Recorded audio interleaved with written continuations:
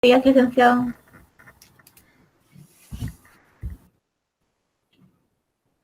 Bueno, tenemos una presentación larga, entonces vamos comenzando de una vez para intentar abarcar la mayor cantidad de información que podamos. Pues vamos a empezar a grabar. Bueno, retomando de donde lo dejamos la última vez, ojalá se hayan pasado bien en Semana Santa, que hayan hecho todas las cosas que han tenido pendientes, espero que estén bien, ustedes y toda su familia. Para retomar, vamos a empezar a hablar de Derecho y Estado. Algunos apuntes introductorios antes de entrar directamente en materia, ¿sí? En primer lugar, ustedes, no estoy seguro, creo que el siguiente semestre van a llevar un curso que se llama Teoría del Estado. En ese curso van a ver durante todo el semestre los temas que vamos a empezar a ver el día de hoy. ¿Por qué les hago esa mención? Porque mi objetivo no es que entremos a tener un dominio súper detallado de estos aspectos, sino que mi objetivo es que ustedes ya empiecen a familiarizarse con la existencia de dichos conceptos, ¿sí? Quiero que ustedes sepan que existe esto, qué es, y se den una idea general. Van a tener más tiempo para ver eso dentro del curso, como les menciono, y esa es una de las ventajas y desventajas al mismo tiempo de cursos como este que son de introducción. La ventaja es que podemos abarcar bastantes temas diferentes, ¿sí? Es una gran variedad de cosas que estamos viendo nosotros acá. La desventaja es que no nos podemos parar a profundizar tanto como pudiéramos hacerlo porque el tiempo no nos da para eso. Esa es una desventaja. La ventaja, como les digo, es que en su momento ustedes van a poder pues ver estos temas más a detalle, entonces no se preocupen si no profundizamos tanto.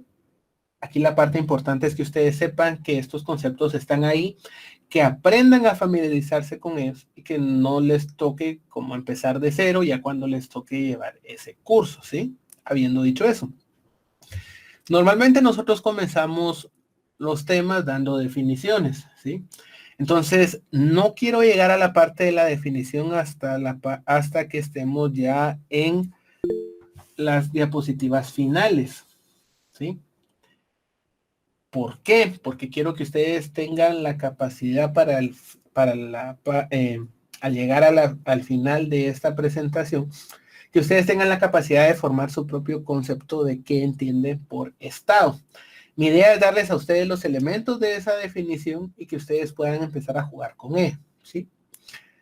¿Por qué les hago esta anotación antes de comenzar con el tema como tal? Porque quiero que ustedes vayan viendo cómo el concepto original fue cambiando desde su raíz hasta la forma en la que lo entendemos el día de hoy, ¿sí?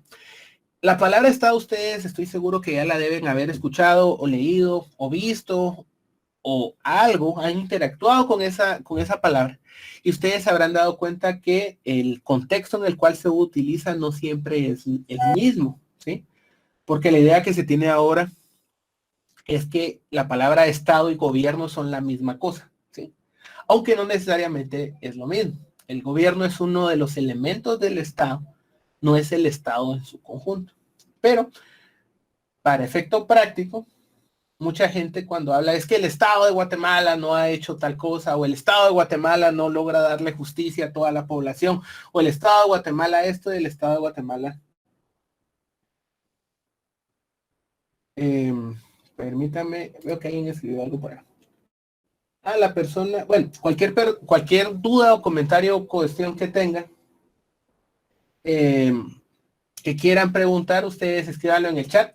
No lo voy a ver tan rápido como si me preguntaran de viva voz, pero les prometo que cualquier duda o comentario que escriban en el chat, con mucho gusto lo vamos viendo también, ¿sí? Entonces, para la persona que escribió ahí que tenía problemas con el micrófono. Bueno, regresando les decía que ahora se tiende mucho a confundir la palabra Estado con la palabra gobierno. Entonces, cuando por ejemplo dicen que el Estado de Guatemala ha incumplido con su compromiso con X sector, con X área, con la justicia, con los necesitados, ahora que tenemos este tema de la pandemia y con el asunto de las vacunas. Ustedes habrán leído bastantes titulares ahora que hablan de que el Estado no ha logrado establecer un sistema para la vacunación que sea de manera eficiente. Pero ahí están utilizando la palabra Estado como que fuera gobierno, y realmente no es lo mismo, ¿sí? El gobierno de un país no es lo mismo que el Estado en su conjunto, que eso es parte de lo que vamos a ir viendo el día de hoy, ¿sí? Esto es parte de las conclusiones que espero yo que lleguemos hasta al final de la presentación. Pero quiero empezar por darles a ustedes un contexto histórico primero que nos permita llegar a las conclusiones finales, ¿sí? Entonces, hablemos de los orígenes de los estados, ¿sí? Vamos a hacer un concepto provisional de estado. A partir de ese concepto vamos a trabajarlo y vamos a llegar al final a una conclusión, que como les digo, esa conclusión va a ser independiente en el sentido de que quiero que cada uno de ustedes tenga una idea propia de qué entiende por estado, ¿sí? Pero yo les voy a dar un concepto provisional para efecto de esta clase en este momento, ¿sí? Entendamos en este momento como estado una agrupación de personas, ¿sí? Que viven en un lugar y que tienen una ley que les aplica a todos. Eso es un estado, para efecto de este momento, ¿sí? Entonces, vean ustedes, ¿por qué existen los estados? ¿Por qué existen esas agrupaciones de personas que viven en un territorio y que se les aplica una ley a todas las personas que están en ese territorio? Bueno, dicen los autores que hay una relación de simbiosis, o sea, de complemento, de ayuda y de apoyo entre el Estado, entendido como se los estoy diciendo en este momento, y el derecho, entendiendo el derecho como el conjunto de leyes que nos rigen a todos, ¿sí? ¿Por qué dicen ellos que existe esa relación? Bueno, ellos lo plantean de la siguiente manera. Vean. En tiempo primitivo, ¿sí? Los grupos de personas vivían en grupos que eran eminentemente grupos de familia. Es decir, si ustedes tenían un grupo de familiares, se iba a mantener ese grupo, esa unidad familiar se iba a mantener junta, ¿sí? Y la idea aquí es que necesitamos estar en grupo porque es mucho más fácil estar todos juntos y apoyarnos entre nosotros que arriesgarnos, ¿sí? Que arriesgarnos a que pase alguna cosa rara y por estar solitos a nosotros, por ejemplo, no nos dé chance de conseguir comida, no nos dé chance de conseguir refugio y estemos expuestos a que nos pase cualquier cosa, estamos expuestos ante el peligro. Entonces la idea es que nos empezamos a agrupar porque verdaderamente la idea esta de que la unión hace la fuerza es que entre todos nos vamos a apoyar, ¿sí? Ese es el punto de partida por el cual nos agrupamos. Pero al principio estas agrupaciones de personas eran agrupaciones de familias, ¿sí? Ustedes se agrupaban con sus papás, con sus hermanos, con sus tíos, y poco a poco esos grupos iban creciendo, ¿sí? Pero obviamente el número de personas que puede haber en un grupo familiar, aún en una familia de esas gigantes, es relativamente pequeño, ¿sí? Porque un país de 20 personas o 30 personas realmente no es un país, ¿sí? O sea, son muy poquitas personas. Pero recuerden ustedes de sus clases de historia que al principio no habían lugares fijos para que vivieran las personas, sino que se mantenían desplazando de un lugar para otro, ¿sí? Y esto es porque no tenían la capacidad de asentarse en un solo terreno. Por ejemplo, la agricultura como tal no existía, entonces ustedes llegaban a un lugar y cortaban todos los frutos que estuvieran por ahí, cazaban a los animales que estuvieran por ahí, hasta que se acababan, ¿sí? Entonces, una vez que se acababa la comida en un lugar, les tocaba irse a caminar a otro lado hasta que encontraran comida.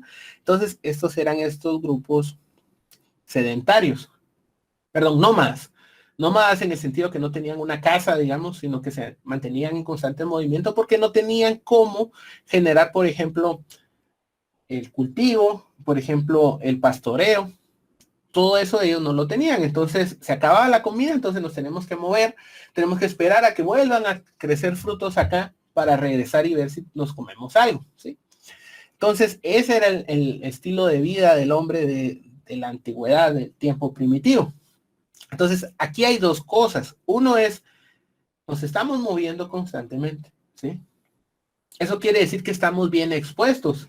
Ustedes imagínense lo que quería de coraje y los riesgos que generaba tener que, por ejemplo, sobrevivir temporada de frío o de lluvias, en plena calle, ¿sí? En plena naturaleza. ¿Qué hacen ustedes ahí? Obviamente esos grupos nunca podían crecer mucho porque se morían muchos de sus integrantes. Por lo mismo, porque estaban completamente expuestos. Imagínense que ustedes viven en unas tiendas de campañas y de repente pasa un oso por ahí o algún animal salvaje y los ataca, obviamente hiere a alguien, no tienen cómo curarlo, la persona muere, etcétera, etcétera, ¿sí? Poco a poco, y con el desarrollo, como les digo, de la agricultura, del pastoreo, de la ganadería, y de que los grupos empezaron a dar cuenta que ya no valía la pena ir de un lugar para otro, sino que se podían quedar en un solo lugar y mantener un modelo que les permitiera tener alimentos constantemente, siempre y cuando la tierra fuera fértil, siempre y cuando pudieran crear animales. Empezaron a asentarse en pequeños lugares, ¿sí? Ahora, aquí nos enfrentamos a otra cosa. Primero teníamos el riesgo de que andábamos caminando por la vida y puede ser que no encontremos alimento o que nos muramos de frío o que nos coma un animal, ¿sí? Ahora tenemos otro problema. Así como nosotros encontramos un lugar donde podernos asentar, van a haber otros grupos de personas que van a andar merodeando y van a estar viendo que nos quitan a nosotros, nos van a rapiñar, ¿sí? En el sentido que van a llegar a tomar las cosas de nosotros. Entonces, ¿qué hacemos? Somos un grupo de familia, ¿sí? Puede ser que haya gente ya muy mayor o gente muy joven en este grupo, o sea que no tenemos suficientes manos para defendernos ante los ataques de las personas, de otros grupos. Entonces aquí, en un momento determinado, llegaron a la conclusión de que los grupos familiares ya no eran suficientes, ¿sí? Necesitaban aliarse con otras familias para que el grupo fuera lo suficientemente grande para poder defenderse, ¿sí? Entonces, bueno, vamos a agruparnos, por ejemplo, la familia, para usar ejemplos y ubicarnos mejor. Imaginemos que vivimos con la familia González y la familia Pérez, entonces se van a unir en un solo lugar para poderse defender entre sí. Y entonces poco a poco estos grupos se fueron amalgamando y esos pueblos fueron creciendo, creciendo, creciendo, creciendo, en la medida en el que sus integrantes iban aumentando. Entonces solucionamos con eso el problema de estar expuestos a los ataques externos, ¿sí? Por lo menos nos podemos defender. Vean, empezamos siendo un grupo pequeño que andaba caminando por la vida, después nos asentamos en un lugar, ahora vamos incorporando gente, ¿sí? Vamos incorporando gente, vamos creciendo. Pero aquí tenemos otro problema. Ya nos podemos defender de los enemigos externos, sea la naturaleza u otros grupos. ¿Qué pasa ahora si tenemos problemas entre nosotros? ¿Sí? ¿Qué pasa si la familia Pérez no se va bien con la familia González?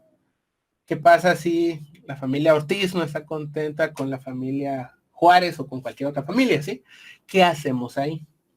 Necesitamos una serie de guías, de normas, de derecho, las leyes, que nos digan cómo vamos a resolver los conflictos si ocurre algo. Necesitamos establecer las reglas del juego. Necesitamos saber qué ocurre si nos metemos a un grupo, qué conducta esperan de nosotros y qué conducta no esperan de nosotros, ¿sí? Por eso, el nacimiento del Estado, que son estas agrupaciones de personas, va de la mano con el derecho, porque en la medida en el que las agrupaciones de personas iban creciendo, necesitábamos establecer reglas claras para poder convivir entre nosotros, porque imagínense un lugar de pura anarquía en el que no sabemos cómo se resuelve un conflicto. Eventualmente nos vamos a matar entre nosotros, ¿sí? Entonces vean cómo vamos escalando, escalando, escalando, ¿sí? En el sentido en el que nos vamos organizando. Entonces, el Estado y el derecho van de la mano, uno porque es la agrupación de personas y el otro porque nos dice las reglas que van a regir a esa agrupación de personas, ¿sí? Entonces, tenemos una estructura y tenemos una organización, ¿sí? Sabemos cómo estamos todos repartidos aquí y sabemos qué hace cada persona. Entonces aquí empieza otro problema, porque si ustedes se dan cuenta, el paso de estos pueblos nómadas que andaban caminando por ahí a estas agrupaciones ya más complejas porque tenemos diferentes personalidades que están conviviendo en un solo lugar, nos lleva a la necesidad de tener reglas, ¿sí? Ahora, ¿quién aplica esas reglas?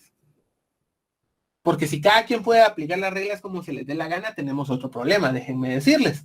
Porque si yo quiero aplicarle la regla a alguien que es más grande que yo, o sea, más grande me refiero a que es más grande en fuerza, en tamaño, o tiene más apoyo que yo, entonces yo me voy a ver perjudicado.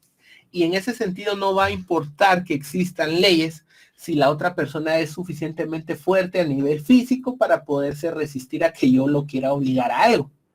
Entonces ahí empezamos a tener ya la forma primitiva de un gobierno, ¿sí? Hay alguien que es el líder y que va a ejercer la fuerza. Porque lo importante con el uso de la fuerza es lo siguiente. Es algo tan delicado poder imponerle a alguien una conducta o una forma de hacer las cosas, que no podemos dejar que ese poder esté libremente distribuido para cualquiera. Necesitamos que esté bien concentrado quién tiene el monopolio del uso de la fuerza, ¿sí? Porque si todos nosotros podemos ejercer la fuerza por nuestra propia cuenta, créanme que eventualmente nos vamos a enfrentar entre nosotros y nos vamos a lastimar, porque se va a tratar de quien tenga más fuerza física o más personas que lo apoyen. Entonces la idea de ir creando gobierno era que se supiera quién tomaba las decisiones, ¿sí? Y quién imponía los castigos, porque principalmente en este momento primitivo no tenemos realmente una gran variedad de ramas del derecho como tenemos ahora. Lo que tenemos es un modelo básicamente de delitos y de sanciones. El derecho penal primitivo sale de aquí, es él se robó mis ovejas. Bueno, le tiene que pagar de alguna manera, lo vamos a castigar de alguna manera, ¿sí? De ahí es donde se origina esto. Y aquí tenemos las primeras estructuras de gobierno. Entonces, ese como nuestro punto de partida, ¿sí? Entonces, actualizándolo más ahora, tenemos algunas corrientes de pensamiento que intentan de alguna manera explicar por qué ocurrió lo que les acabo de decir. O sea, qué nos llevó a empezar a agruparnos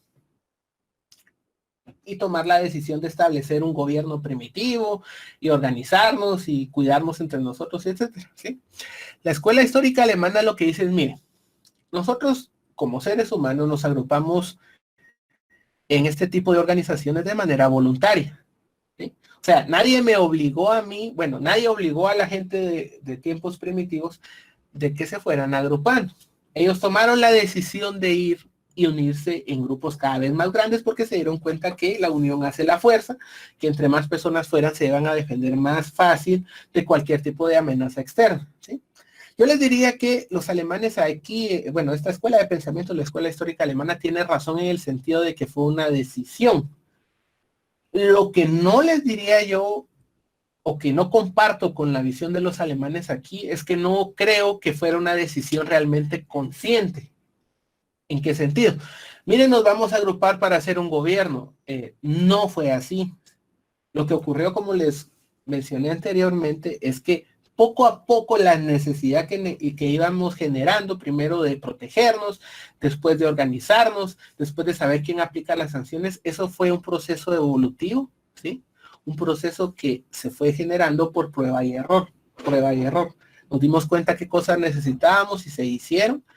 Nos dimos cuenta cómo depurar eso que estamos haciendo e ir generando un modelo que fuera más confiable, pero fue un proceso que no es que se dio de bueno, ya nos organizamos y aquí están las leyes, señores, ahora las vamos a cumplir todos. No, realmente lo que ocurrió es que fuimos por un proceso en el cual muchas veces a través de malas experiencias, como normalmente sucede, llegamos a conclusiones que nos permitieron después tomar mejores decisiones, ¿sí? Entonces, aquí la primera idea que quiero que se mantengan ustedes ya, que la visualicen ya, es que todo este sistema de modelos de sociedades, de estados, incluyendo los primitivos, se originaron a través de un proceso de evolución. Evolución en el sentido que no empezó perfectamente formado, sino que se fue depurando conforme se fueron dando ciertas circunstancias que les permitieron llegar a soluciones, ¿sí?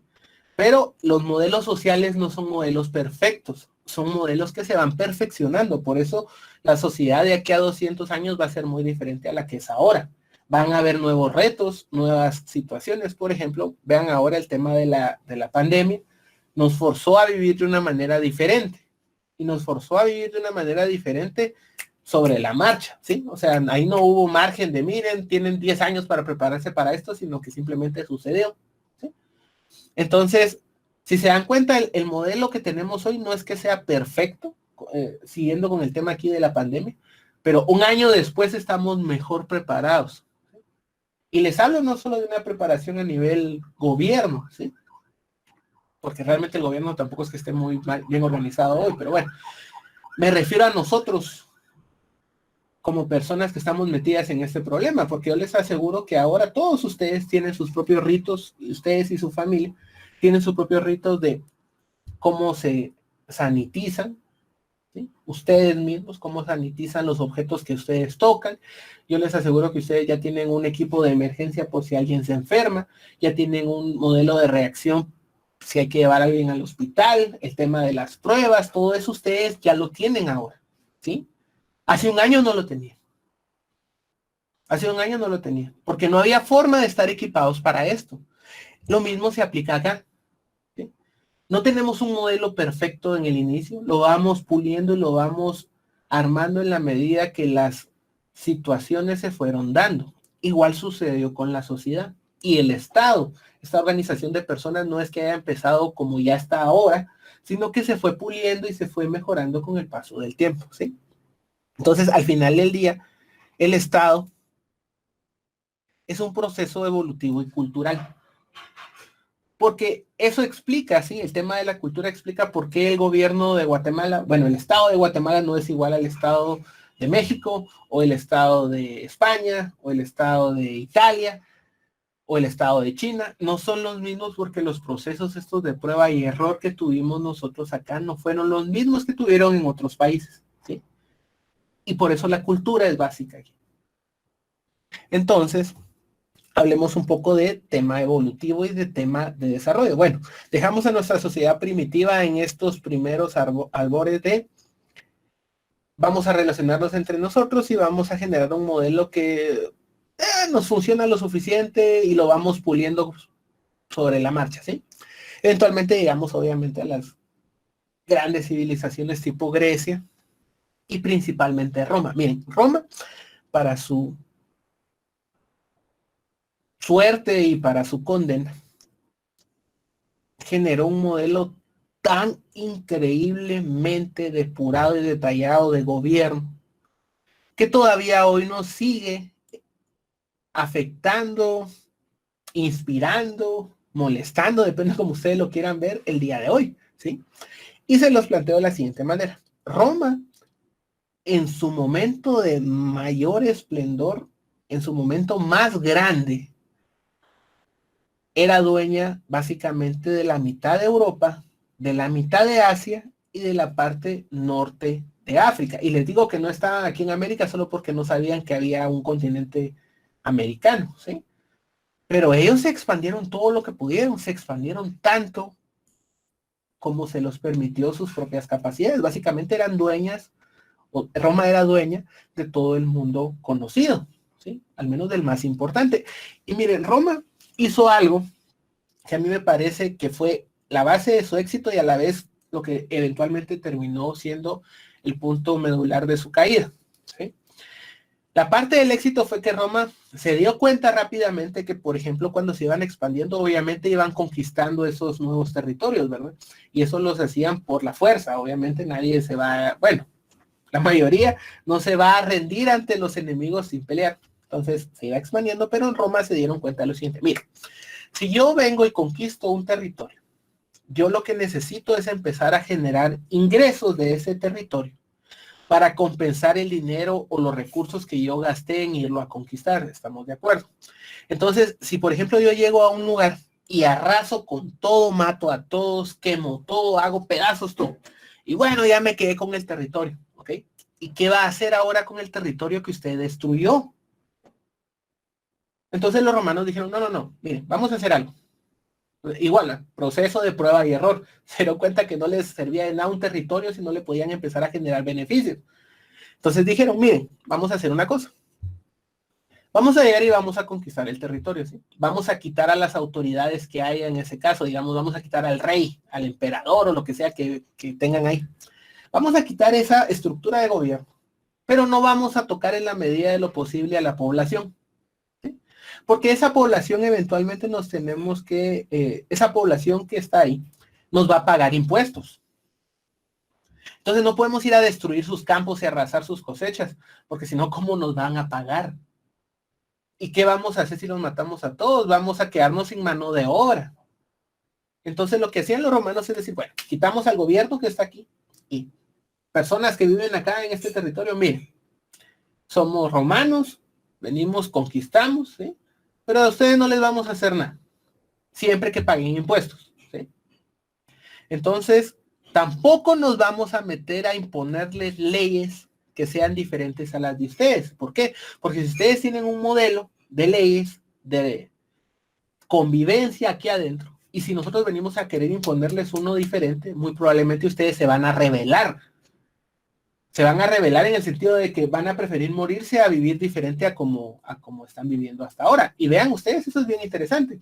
Si ustedes intentan imponer por la fuerza un modelo de vida que la persona no se siente identificada con ella, es más fácil que esa persona o grupo de personas se rebelen y los ataquen, porque no se sienten representados y se sienten oprimidos, ¿sí? Entonces los romanos igual, proceso de prueba y error, dijeron, miren, ustedes viven como viven, está bien, solo paguen los impuestos, quédense con sus leyes locales que tienen acá, solo les vamos a pasar como que una ley general romana, digamos, de pago de impuestos y de cumplir con X y Y obligaciones, pero van a hacer cambios mínimos a su forma de vivir. Entonces ustedes al final del día dicen, bueno, nos conquistó Roma, pero yo sigo teniendo el mismo trabajo y sigo ganando lo mismo, ¿sí? Y pago más o menos los mismos impuestos. Entonces, mi día a día no se vio tan afectado porque vinieran los romanos. Y la verdad es que no importa quién sea el gobernante de un lugar, siempre y cuando ustedes los dejen vivir tranquilos. Y véanlo así. Entonces los romanos entendieron eso y dijeron, miren, no vamos a tocar nada acá. Si no es necesario y nadie está molestando, nadie los va a molestar a ustedes.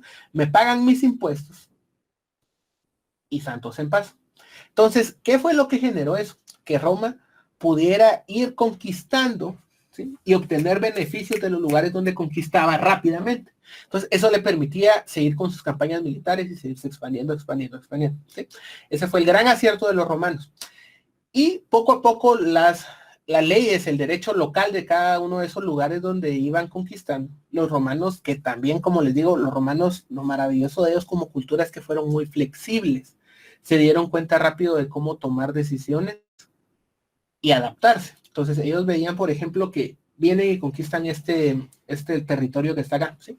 Y ven que en ese territorio hay un sistema de contratos de compra-venta que es muy eficiente y está muy bien hecho. Entonces los romanos decían, bueno, este modelo está muy bueno, vamos a incorporarlo al derecho romano,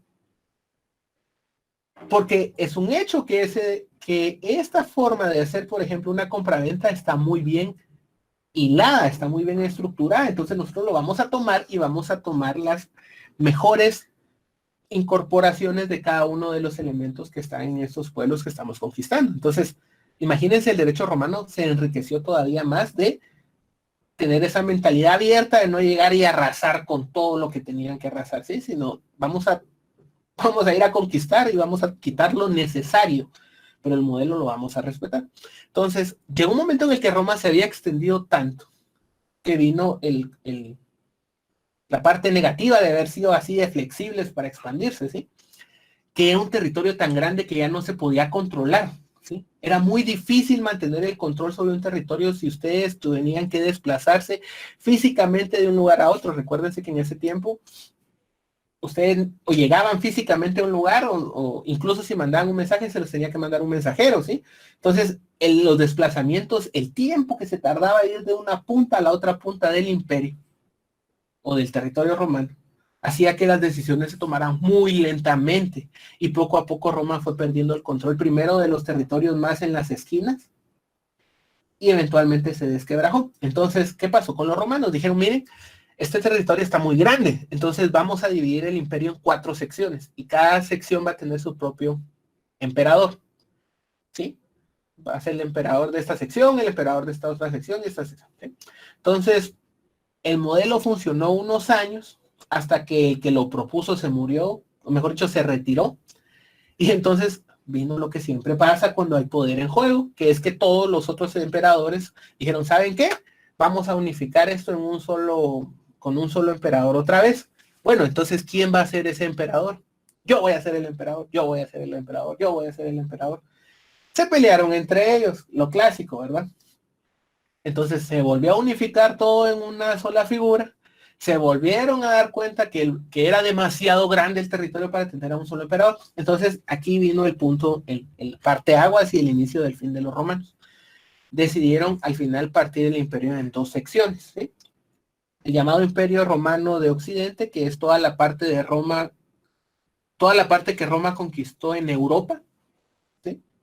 Y el Imperio Romano de Oriente,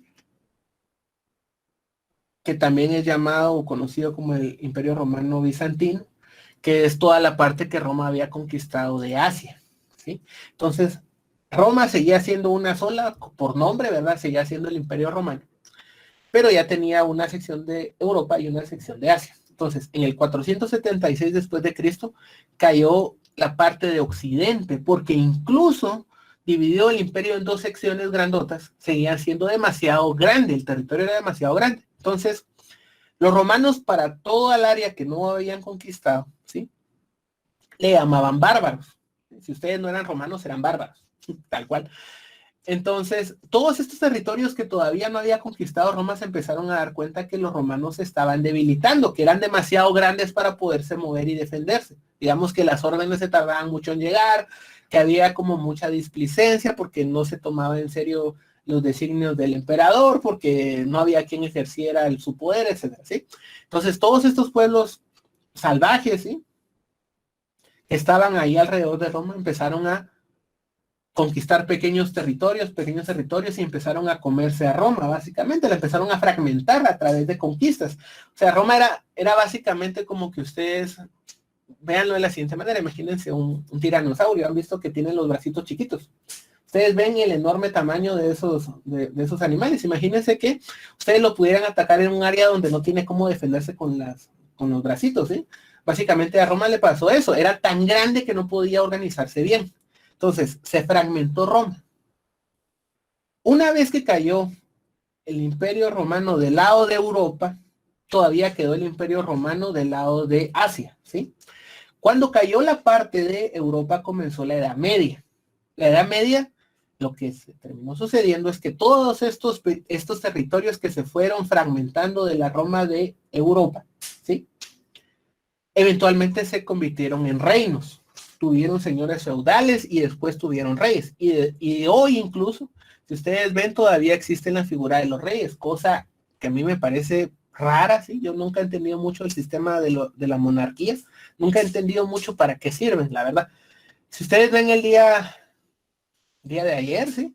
La noticia era que había fallecido el duque de Edimburgo, que era el esposo de la reina de Inglaterra, ¿sí? Y que del tema de Roma, que fue en 476 que cayó la parte de Europa, hasta el año 2021 todavía estamos hablando de la realeza. Por algo es, ¿sí? Todavía están por ahí. Entonces, el tema fue el siguiente. Roma en Europa se fragmentó, ¿sí? Cada uno de esos, todo lo que habían hecho los romanos de intentar unificar el derecho a través de todos sus territorios, se perdió en el momento en el que se fragmentó, ¿sí? Se fragmentó Roma, los territorios de Roma, y se fragmentó el derecho romano también, ¿sí? Digamos que ya no había alguien que tuviera como una capacidad unificadora de establecer un derecho general. Entonces, empezamos la época medieval. Y esa época medieval abarcó poco más de 1000 años, hasta que en 1476 cayó finalmente la otra parte de Roma que quedaba en Asia. Y el imperio bizantino cayó porque eventualmente los que ahora son los turcos lo lograron conquistar. Entonces, el momento en el que terminó de caer el último vestigio que quedaba de Roma, se acabó la Edad Media. Ojo que estas fechas de entre cada etapa del desarrollo de la humanidad no es como que haya un consenso universal en qué año fue, pero digamos los grandes hitos de la historia marcan el inicio y el final de cada etapa, ¿sí? Entonces, cuando cayó el imperio de Roma del lado de Asia, ¿sí? Que el imperio de Oriente. Terminó la Edad Medieval, ya para ese entonces Europa estaba fragmentada en varios reinos, ¿sí? Y eso eventualmente dio el origen de lo que conocemos como el Estado hoy, ¿sí? El Estado moderno se originó del final de la Edad Media, cuando cayeron los romanos y ya definitivamente el mundo quedó fragmentado, empezamos a tener reinos diferentes que eventualmente se convertirían en países, ¿sí? Y esta idea de cómo debería de organizarse un gobierno, cómo debería de organizarse un país, pues empezó a evolucionarse. Hubo una época entre finales del siglo XVIII y principios del XIX que se extendió mucho algunas ideas conocidas como racionalistas, que era esta idea de, bueno, estamos todos juntos en este territorio, vamos a organizarnos de la mejor manera y vamos a intentar generar un modelo de gobierno lo suficientemente bien hecho para que nos pueda gobernar sin ningún problema, ¿sí? Y esta etapa se considera racionalista porque ya era verdaderamente un esfuerzo pensado, consciente, de establecer un gobierno, a diferencia de las etapas más primitivas que les decía yo que el modelo era más como de prueba y error. A través del racionalismo se intentó establecer un modelo que ya fuera como bien estructurado y bien pensado. Obviamente eso no funcionó del todo, porque como les digo, las relaciones humanas tienden a ser medio engorrosas, ¿sí? Y necesitan estarse ajustando constantemente. Pero es interesante cómo pasamos de algo eminentemente, digamos, inconsciente y de prueba y error a intentar un modelo ya más pensado, ¿sí? Entonces, ¿cuál es el origen del Estado? Los tratadistas y los investigadores tienen como tres corrientes para intentar justificar de por qué se creó el Estado. Yo lo que hice ahorita en este segmento largo fue proponerles a ustedes una idea general de cómo partimos de una evolución de grupos familiares hasta los reinos y eventualmente los gobiernos que tenemos el día de hoy, ¿sí? Pero los tratadistas decían, miren, al final del día, ¿por qué existen los estados? O sea, ¿cuál es su germen? ¿Cuál es su origen? Hay tres corrientes, ¿sí? Una que es llamada los idealistas. Y los idealistas lo que decían es, haciendo honor a su nombre, es que los grupos humanos tienden a unirse porque somos un ser social en el sentido que necesitamos las agrupaciones para poder procurarnos una vida mejor, ¿sí? Son idealistas porque ellos piensan que hacemos esto por buena voluntad y porque nos caemos bien y porque queremos convivir. Básicamente nos agrupamos por afinidad, nos agrupamos con gente que nos cae bien, con la que nos sentimos identificados, con las que sabemos que nos vamos a llevar bien. Punto a favor y punto en contra de esa consideración idealista. Ideal para grupos pequeños, ¿sí? Les doy un ejemplo. Si yo les digo a ustedes, miren, organícense en grupos de 10. En ese grupo de 10, yo les aseguro que van a haber subgrupos de 3 personas, de 4 personas, ¿sí? Porque ustedes en los grupos siempre tienen personas con las que tienen más afinidad y con las que se llevan mejor, ¿sí? Eso es natural. Va a ser imposible que ustedes se lleven, tengan la misma confianza, ¿sí? Con todas las personas que integran un grupo, así sea un grupo pequeño. Es muy complicado. Y eso es porque ustedes obviamente van a tener una conexión, van a hacer clic con alguien más fácilmente que con otros. No necesariamente que se caigan mal. Yo no hablo de eso. Yo lo que estoy diciéndoles es que es una cosa completamente natural, ¿sí? Pensar que ustedes se van a llevar mejor con ciertas personas que con otras.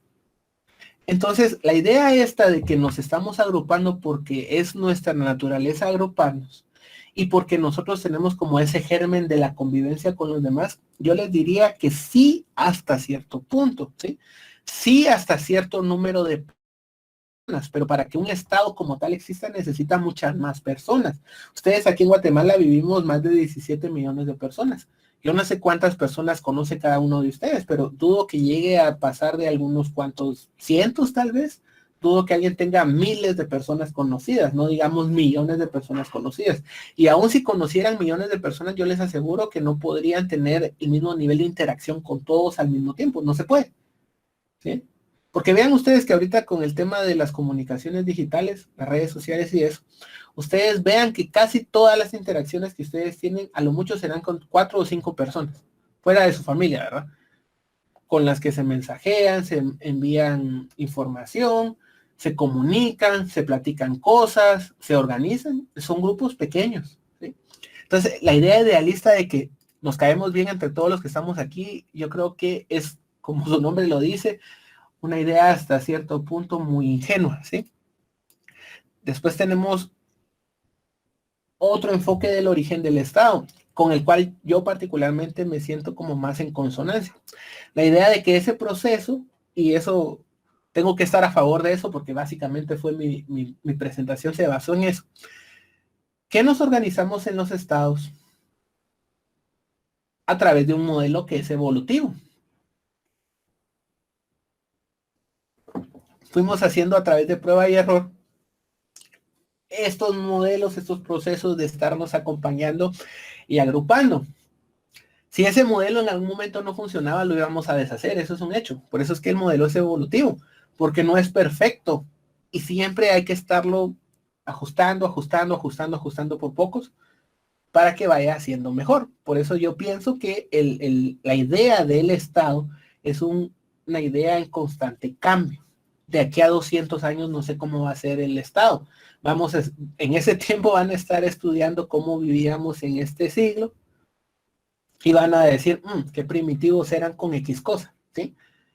Pero eso demuestra que la idea que tenemos de un Estado no siempre va a ser igual. Si no, vean cómo vivía Roma y cómo vivimos nosotros, ¿sí? Y esta última corriente de pensamiento para fundamentar la existencia del Estado me llama a mí poderosamente la atención, porque tiene dos variantes, ¿sí? Bueno, la corriente esta lo que dice es lo siguiente, mire, nos organizamos en estados, ¿sí? En agrupaciones de personas, porque todos nosotros aquí al agruparnos firmamos un contrato. Y no hablo de un contrato literal de firmarlo, sino que todos nos agrupamos sabiendo cuáles son las reglas al agruparnos aquí. Digamos, miren, ustedes y yo ahorita vamos a hacer un grupo de estudio, pero antes de agruparnos, sepan que estas son las reglas. Ponemos las reglas. Si ustedes quieren entrarle al grupo sabiendo sus reglas, fantástico, perfecto, no hay problema.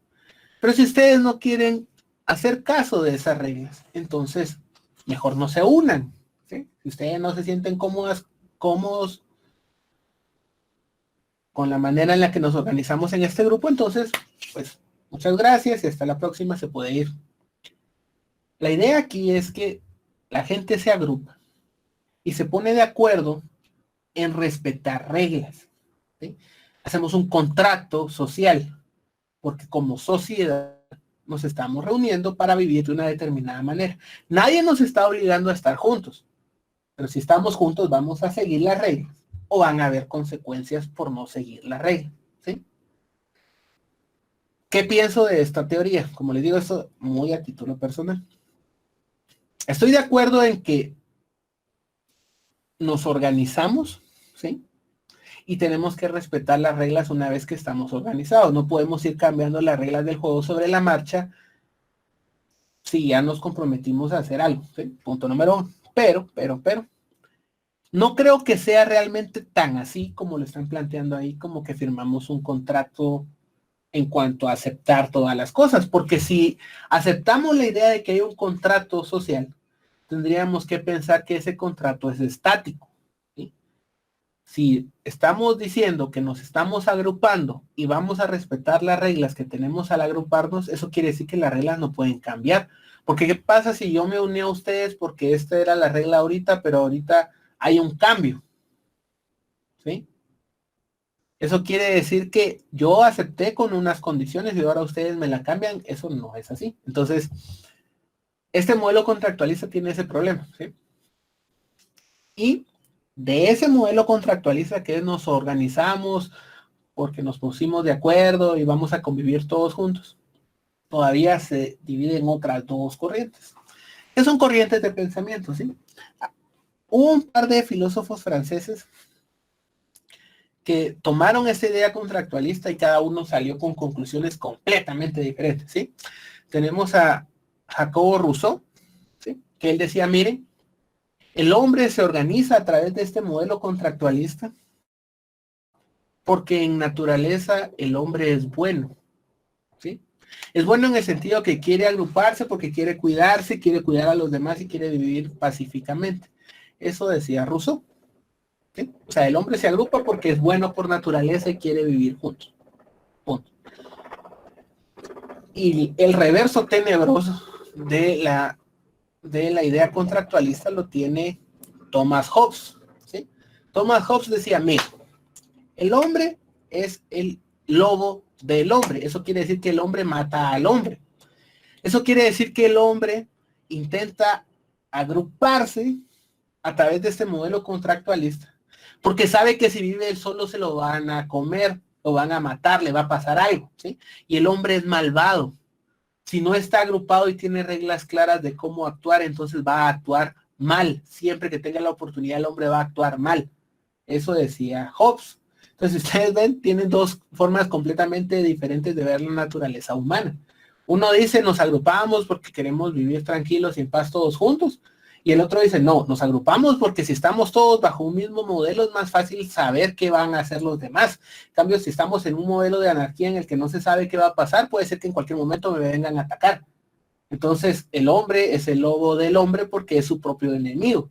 Necesitamos estos modelos en los cuales hayan reglas, que haya derecho, porque así sabemos qué podemos esperar de los demás. Si no tenemos leyes, entonces yo no puedo esperar una conducta de los demás porque no sé qué está permitido y qué no, ¿sí? Entonces, si ustedes ven, son dos formas bien diferentes de ver la naturaleza humana. ¿Alguien tiene algún comentario del momento?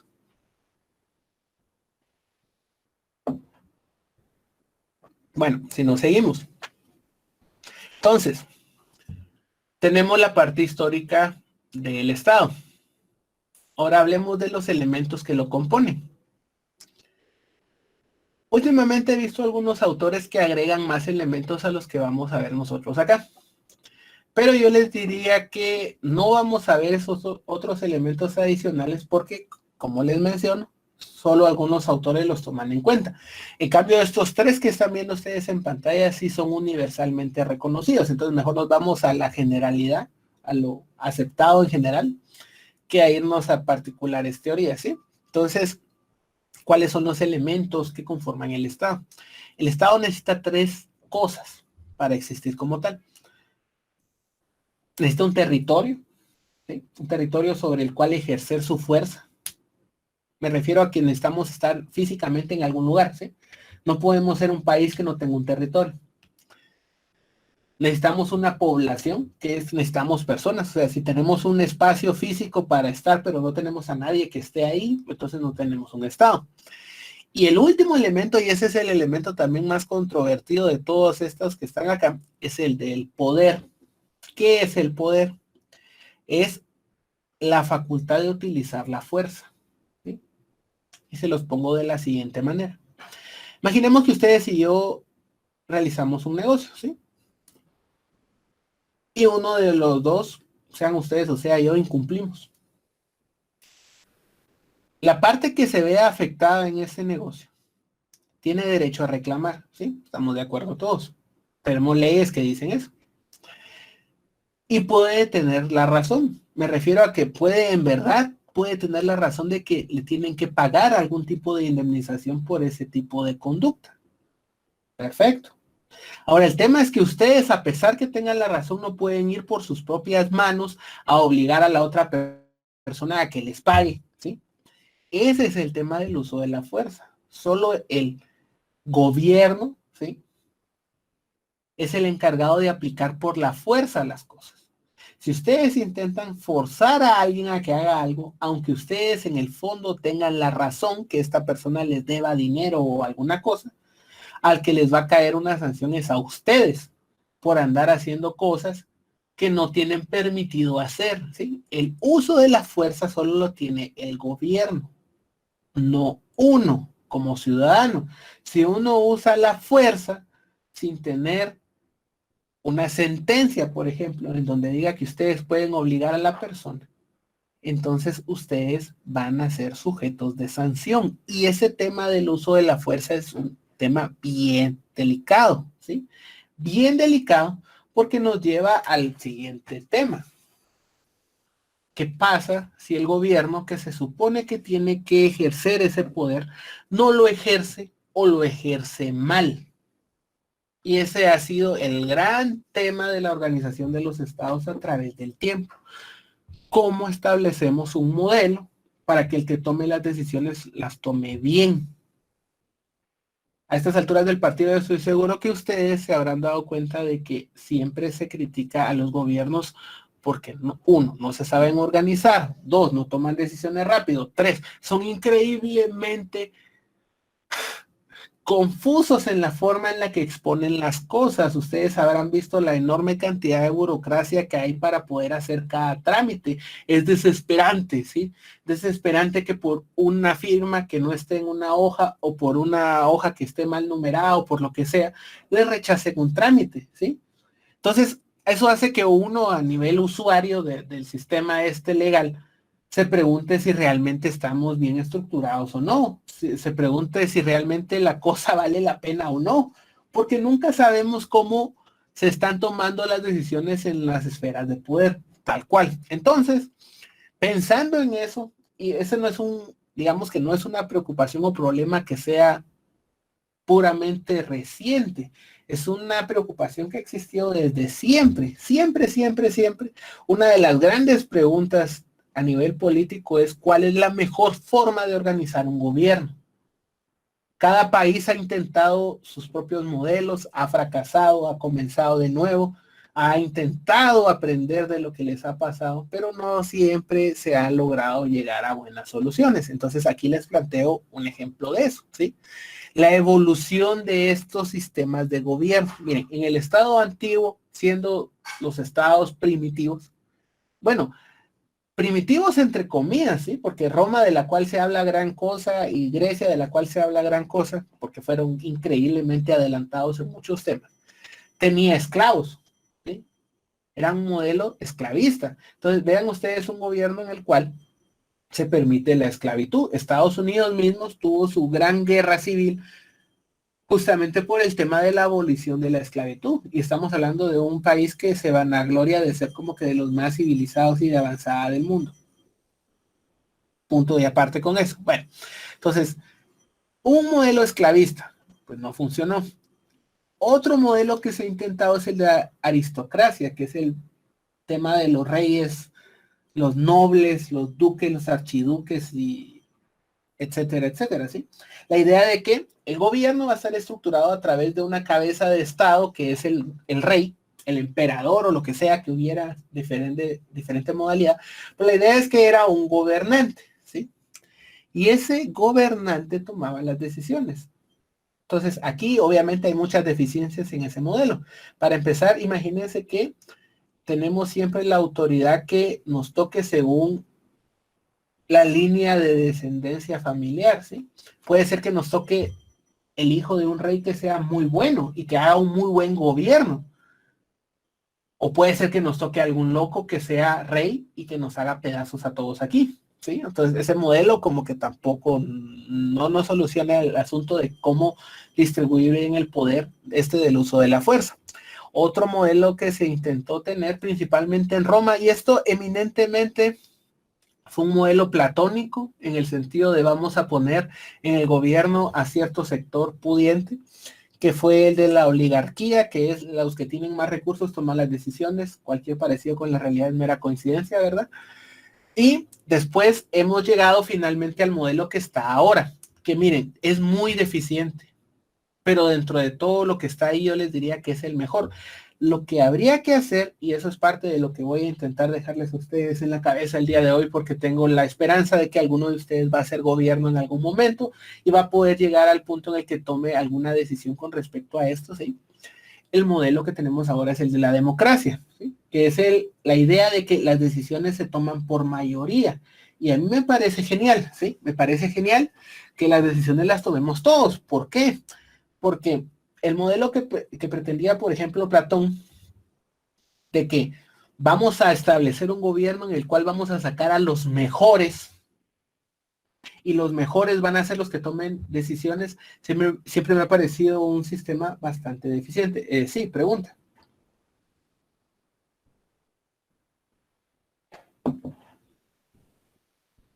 La pregunta, ¿no?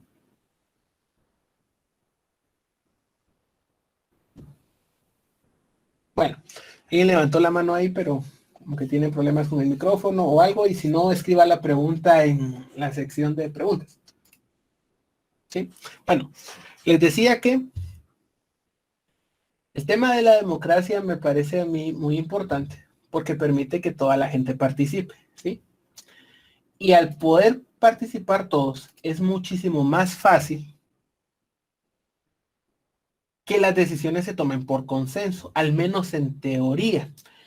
Y yo les diría que es un paso hacia adelante, en el sentido de que, a diferencia, por ejemplo, de Platón, que decía, miren, vamos a elegir a los mejores para que nos gobiernen, y como son los mejores, las decisiones que tomen van a ser tanta redundancia en la palabra, pero es que él lo decía así, decía, gobierno de los mejores para tomar las mejores decisiones. Y él lo que decía es que había personas que estaban más capacitadas para tomar decisiones que otras, ¿sí? Él decía, bueno, imagínese una persona que lee, que se informa, que intenta saber, va a tener un voto más consciente que una persona que se deja influenciar fácilmente por la publicidad, etcétera, etcétera, ¿sí? Entonces decía, deberían de darle más valor al voto de una persona que esté más informada y sea más educada, más culta, que una persona que no lo sea, ¿sí? Pero aquí empieza el gran problema de esos modelos de vamos a escoger a los mejores para que nos gobiernen, ¿sí? ¿Quién elige a esos? ¿Sí? O sea, ¿cómo sabemos quién es el mejor? Porque aquí lo primero que pasaría, y vamos a aterrizarlo aquí en el ejemplo de Guatemala, es que vamos a elegir el gobierno de los mejores. ¿Y quiénes son los mejores? ¿Cuáles son los criterios para saber quién es mejor? ¿Quién va a tomar la decisión de elegir a los mejores? Y lamentablemente eso es muy parecido al modelo que tenemos ahora, como vamos a ver en unas diapositivas más adelante. ¿Quién elige quién es el mejor? O sea, siempre terminamos en el mismo punto de partida. Hay que elegir, ¿sí? Y a veces esas elecciones no las hacemos bien porque no tenemos la idea real de cómo es la gente, porque nos engañan, porque nos dan pura publicidad y porque nos venden una imagen de sí mismos que es falsa. Entonces, la idea esta de la democracia, como les digo, dentro de las formas de gobierno que han habido, me parece que es la mejor, con algunos cambios puntuales que les voy a plantear como idea, ¿sí? Y ustedes me dirán si están de acuerdo o no, o qué piensan o qué harían para que el modelo de la democracia funcione mejor, ¿sí?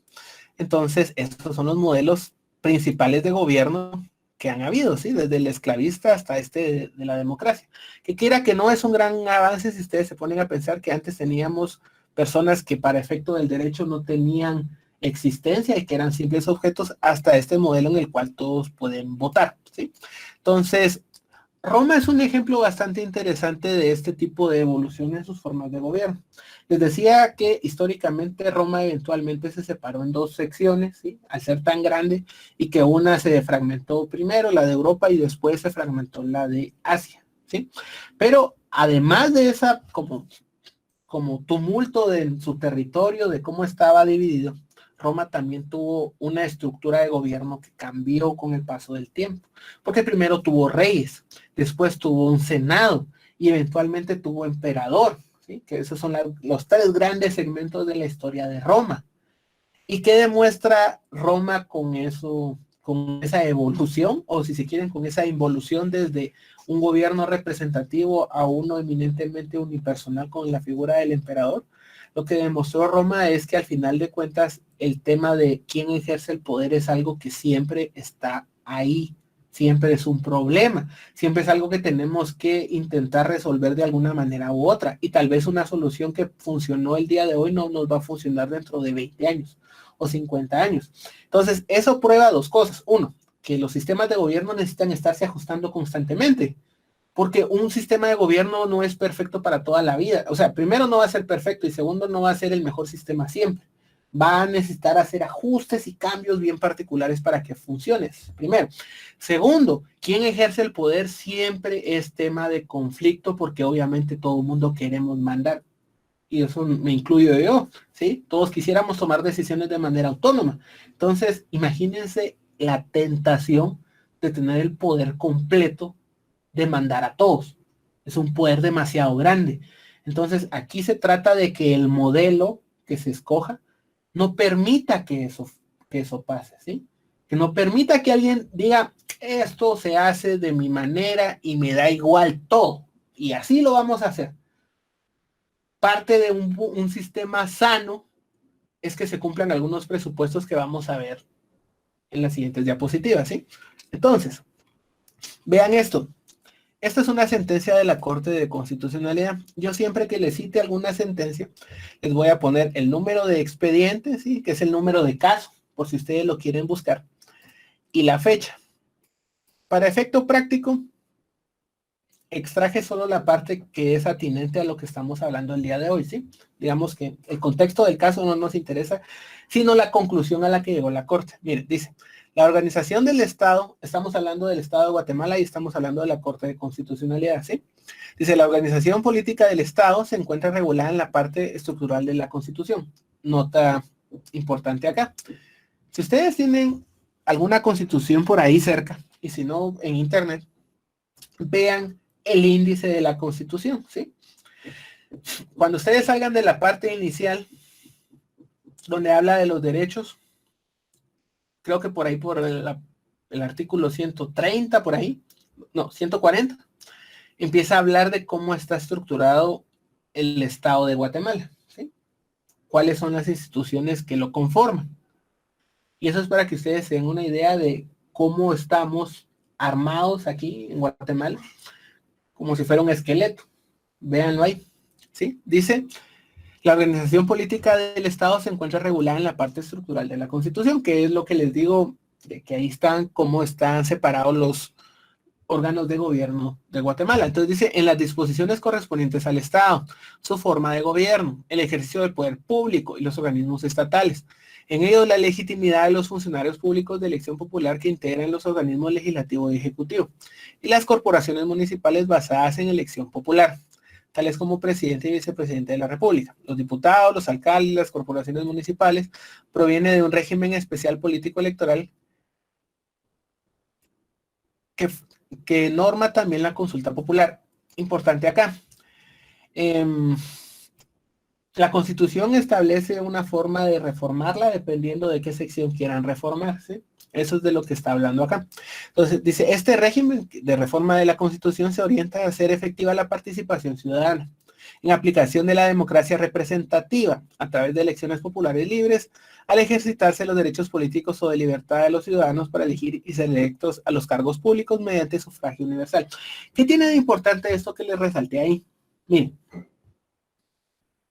la idea de quién tiene el poder en la democracia funciona de la siguiente manera. El poder lo tiene el pueblo, ¿sí? El pueblo entendido como todos los que votan. Y nosotros le delegamos ese poder a nuestros representantes, que son los diputados, los alcaldes, el presidente, ¿sí? Para que ejerzan esa fuerza que les mencionaba yo de un par de diapositivas atrás. Les damos a ellos las llaves del reino, ¿sí? Ustedes lo van a ejercer. Pero aquí es donde empieza para mí a corromperse este modelo. ¿Qué pasa con nosotros ciudadanos? ¿Qué pasa con nosotros que elegimos y emitimos voto? Cada 4 años elegimos autoridades, ¿sí? Eso quiere decir que estas personas a las que elegimos nos representan a nosotros. Pero ¿cómo controlamos a las personas una vez que las elegimos? ¿Cómo estamos seguros que estas personas no se van a corromper, que es lo que siempre pasa, sino que van a realmente hacer las cosas como deben hacerlas? ¿Cómo mantenemos ese control sobre ellos? Aquí es la parte que les digo yo que para mí en el modelo de democracia, al menos aquí en Guatemala, hace falta. Esa es la pieza que para mí falta. Porque no puede ser que les estemos dando un cheque en blanco para que hagan 4 años lo que se les dé la gana. No puede ser. ¿sí? El modelo no es ese. El modelo es que ustedes son representantes de las personas que los eligen y son responsables de las decisiones que toman, buenas y malas. Lo que pasa es de que el sistema acá está hecho de una manera en la que básicamente una persona que está en un puesto público es intocable. Intocable en el sentido de que es un terrible sistema y modelo en el cual cuesta mucho deducir responsabilidades de algún funcionario que cometa algún delito, para ponerles un ejemplo, ¿sí? Entonces, ese es un problema estructural de nuestro sistema, ¿sí? Porque no permite realmente fiscalizar a los políticos una vez los elegimos. Básicamente nosotros tomamos una decisión cada 4 años y a partir de ahí parece como que salimos de la ecuación porque ya nadie nos toma en cuenta. Entonces, esa es la parte de la democracia que siempre he pensado que hace falta ajustar, ¿sí? Ajustar en el sentido de que necesita reestructurarse o repensarse al menos la manera en la que mantenemos ese control, porque no puede ser que solo existimos para emitir voto y después ya no, ¿sí? Entonces, tomando eso en cuenta, aquí está, bueno, aquí está la parte súper resumida de lo que les mencionaba antes de la Edad Media, cuando cayó la parte europea de Roma, que fue en el 456, y 1476 cayó la parte de Oriente, y a partir de ahí empezó la Edad Media y el tema, perdón, ya empezó el tema este del feudalismo, la monarquía, el poder de los reyes y de dónde viene eso, y un punto de inflexión en la historia de la humanidad, la Revolución Francesa de 1789. Apuntes ahí generales. Bueno, miren, el modelo que estaba en Francia era el modelo de la monarquía, ¿sí? El rey que estaba en ese momento era Luis XVI y la reina era María Antonieta, ¿sí? Y a un momento en el que la vida de la nobleza, o sea, los archiduques, duques y cualquier cosa que no hubiera por ahí, se volvió tan cara, tenían tantos lujos que el gobierno de Francia, la estructura del Estado de Francia quebró, ya no tenía dinero. Entonces la gente se estaba muriendo de hambre en la calle. Y aquí viene una cosa importante. Ustedes pueden abusar del poder que tienen. Por supuesto que sí. Y si tienen un modelo que es complaciente con ese abuso, pueden hacerlo durante años antes de que pase algo. Pero aún el pueblo más sumiso, aún el pueblo que sea más aguantador, eventualmente se va a cansar. Se va a cansar porque va a llegar un punto de quiebre en el cual ya no aguante. Simplemente ya no va a aguantar. En Francia pasó eso. ¿Sí? En Francia llegó un momento en el que el pueblo se estaba muriendo de hambre y la gente se desesperó. Y eventualmente hizo su revolución, decapitó a Luis XVI y a María Antonieta y formó lo que pensó que era un gobierno. ¿Sí? Cosa importante con la Revolución Francesa. Partió de un eslogan, de un tema, ¿sí? Que todavía hoy tiene influencia, que es el de la libertad, igualdad y fraternidad. ¿Sí? Esta idea de que todos somos iguales y nos tienen que tratar igual y que el rey no es una figura intocable y etcétera, etcétera. ¿Sí? Miren, la gente en Francia reaccionó ante los abusos que tenía siglos de estar permitiendo. ¿Sí? Punto número 1.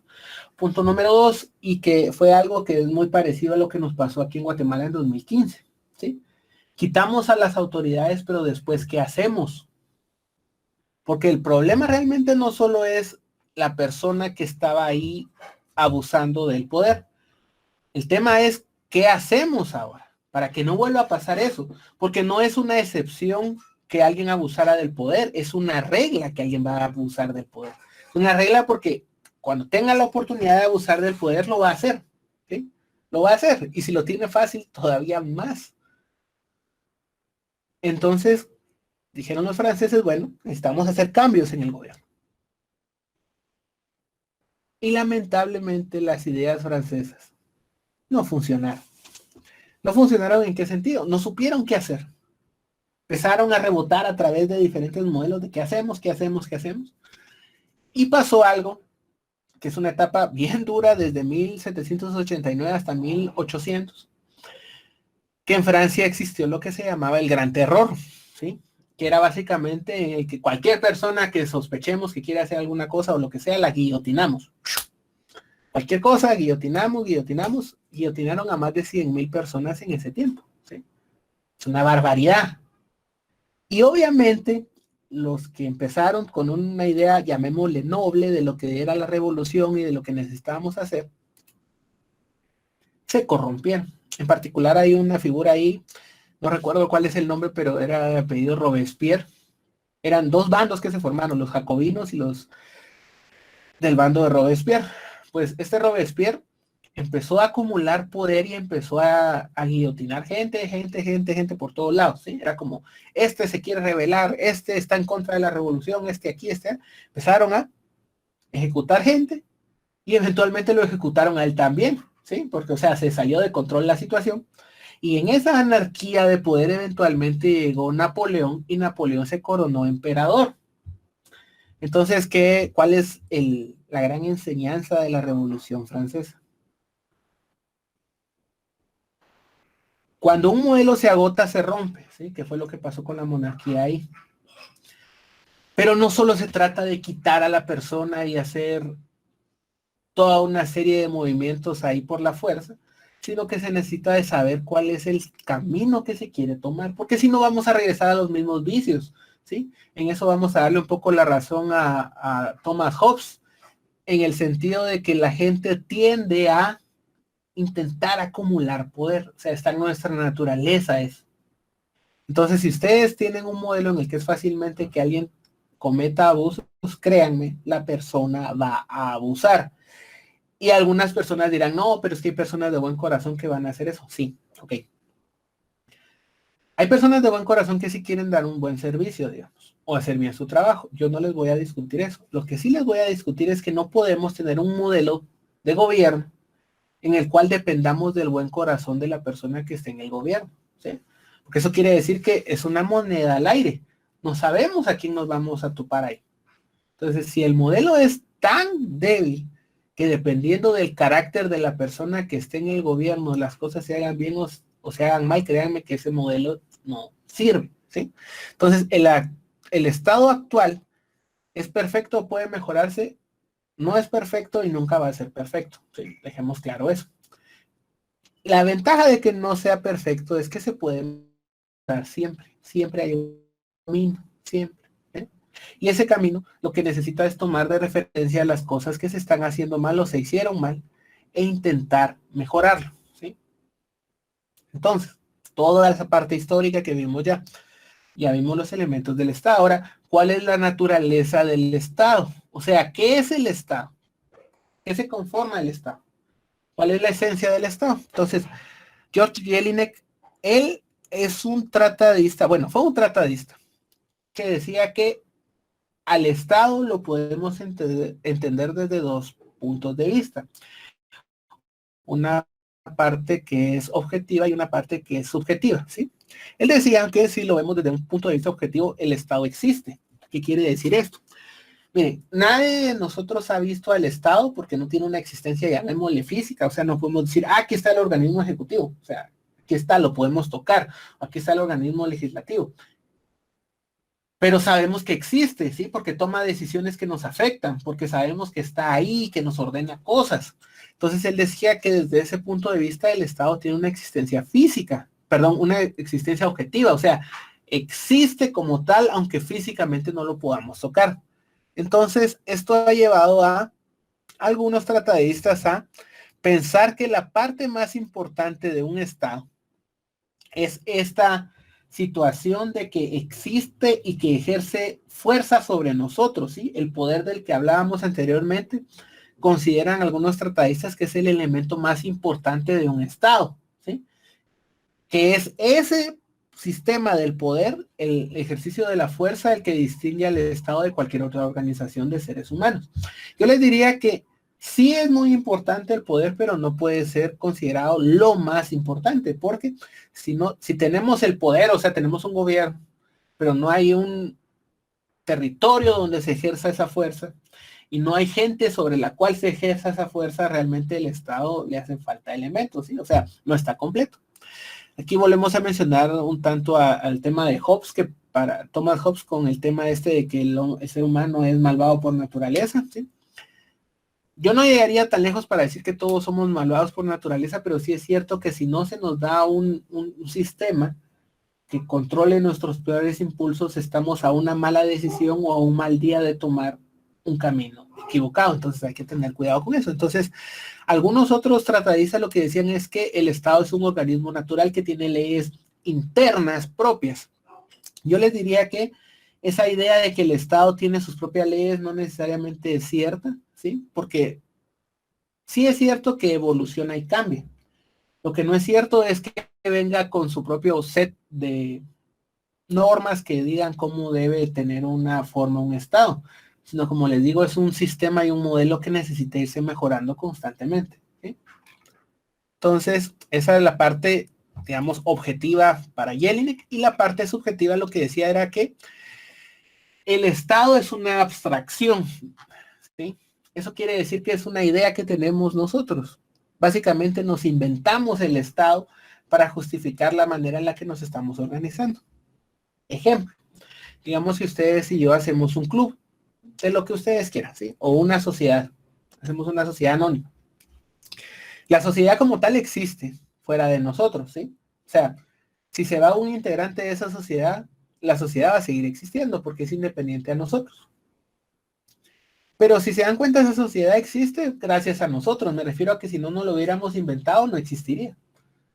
Cada uno de nosotros por separados estaba en su propio camino y decidió que quería organizarse de una manera.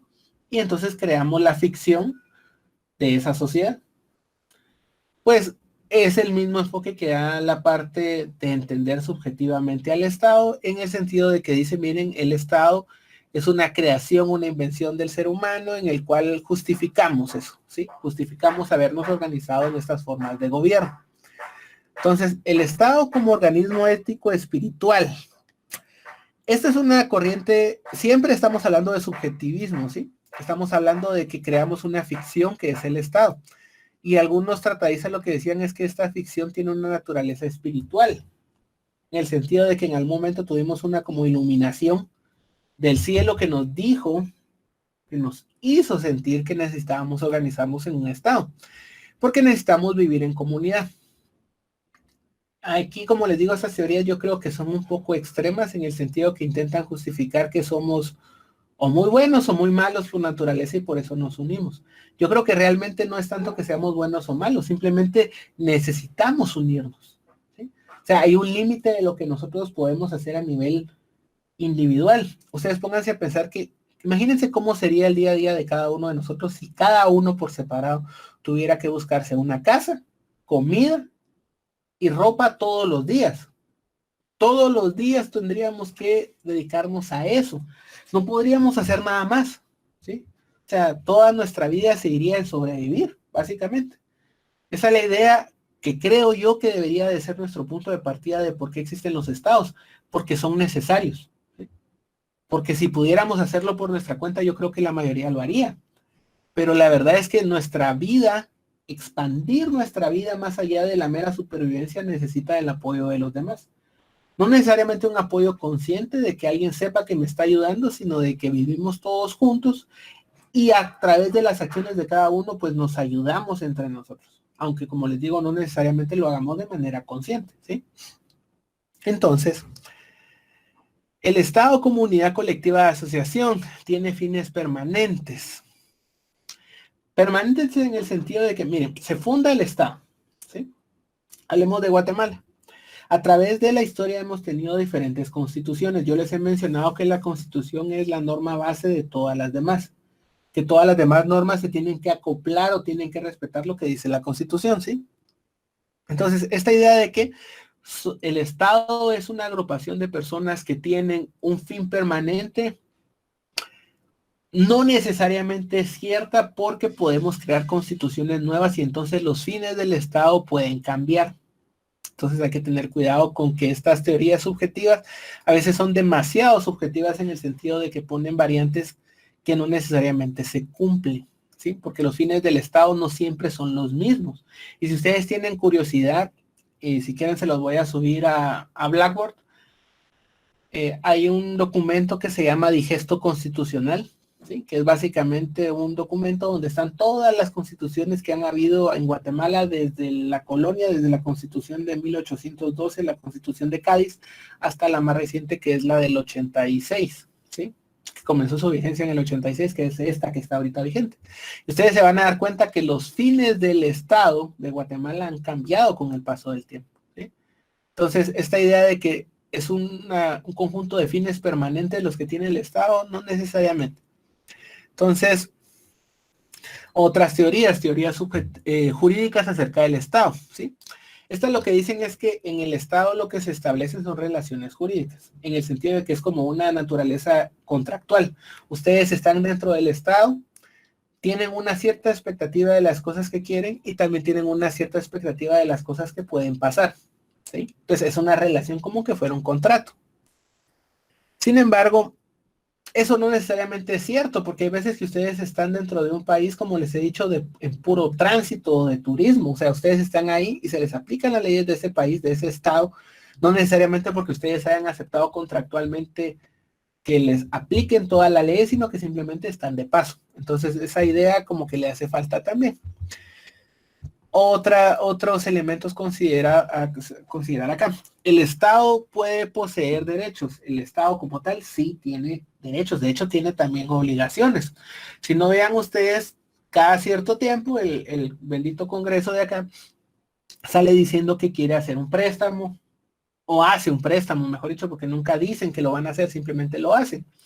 Y esto lo pueden hacer porque el Estado como tal tiene personalidad jurídica, o sea, tiene capacidad para negociar, sea con otras entidades, personas, agrupaciones o lo que sea, puede adquirir derechos entonces y obligaciones, ¿sí?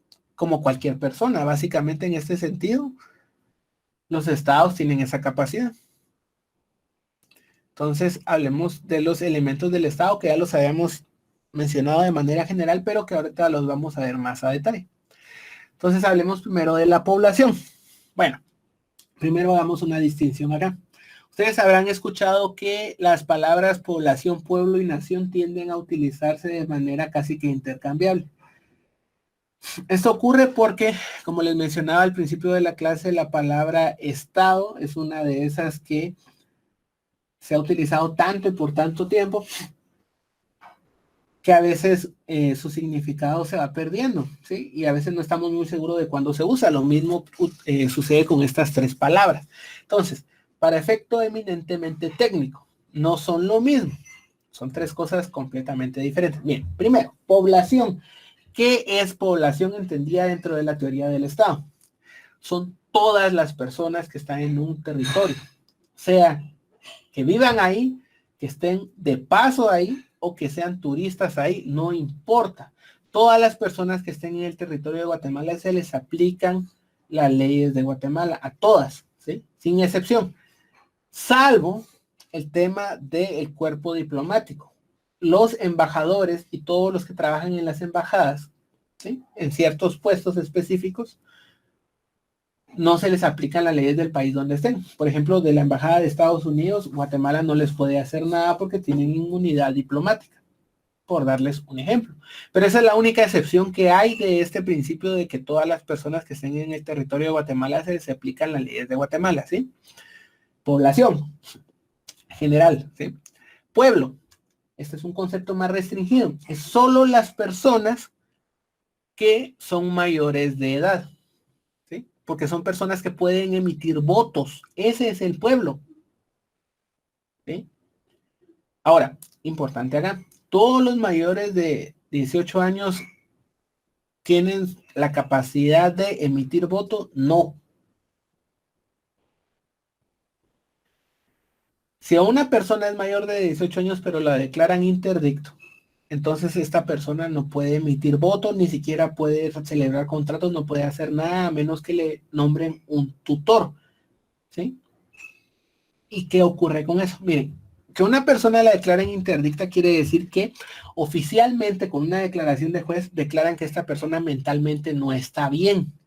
No está bien y por ello de tomar decisiones porque no es una persona que esté consciente de las cosas que están ocurriendo alrededor de ella, ¿sí?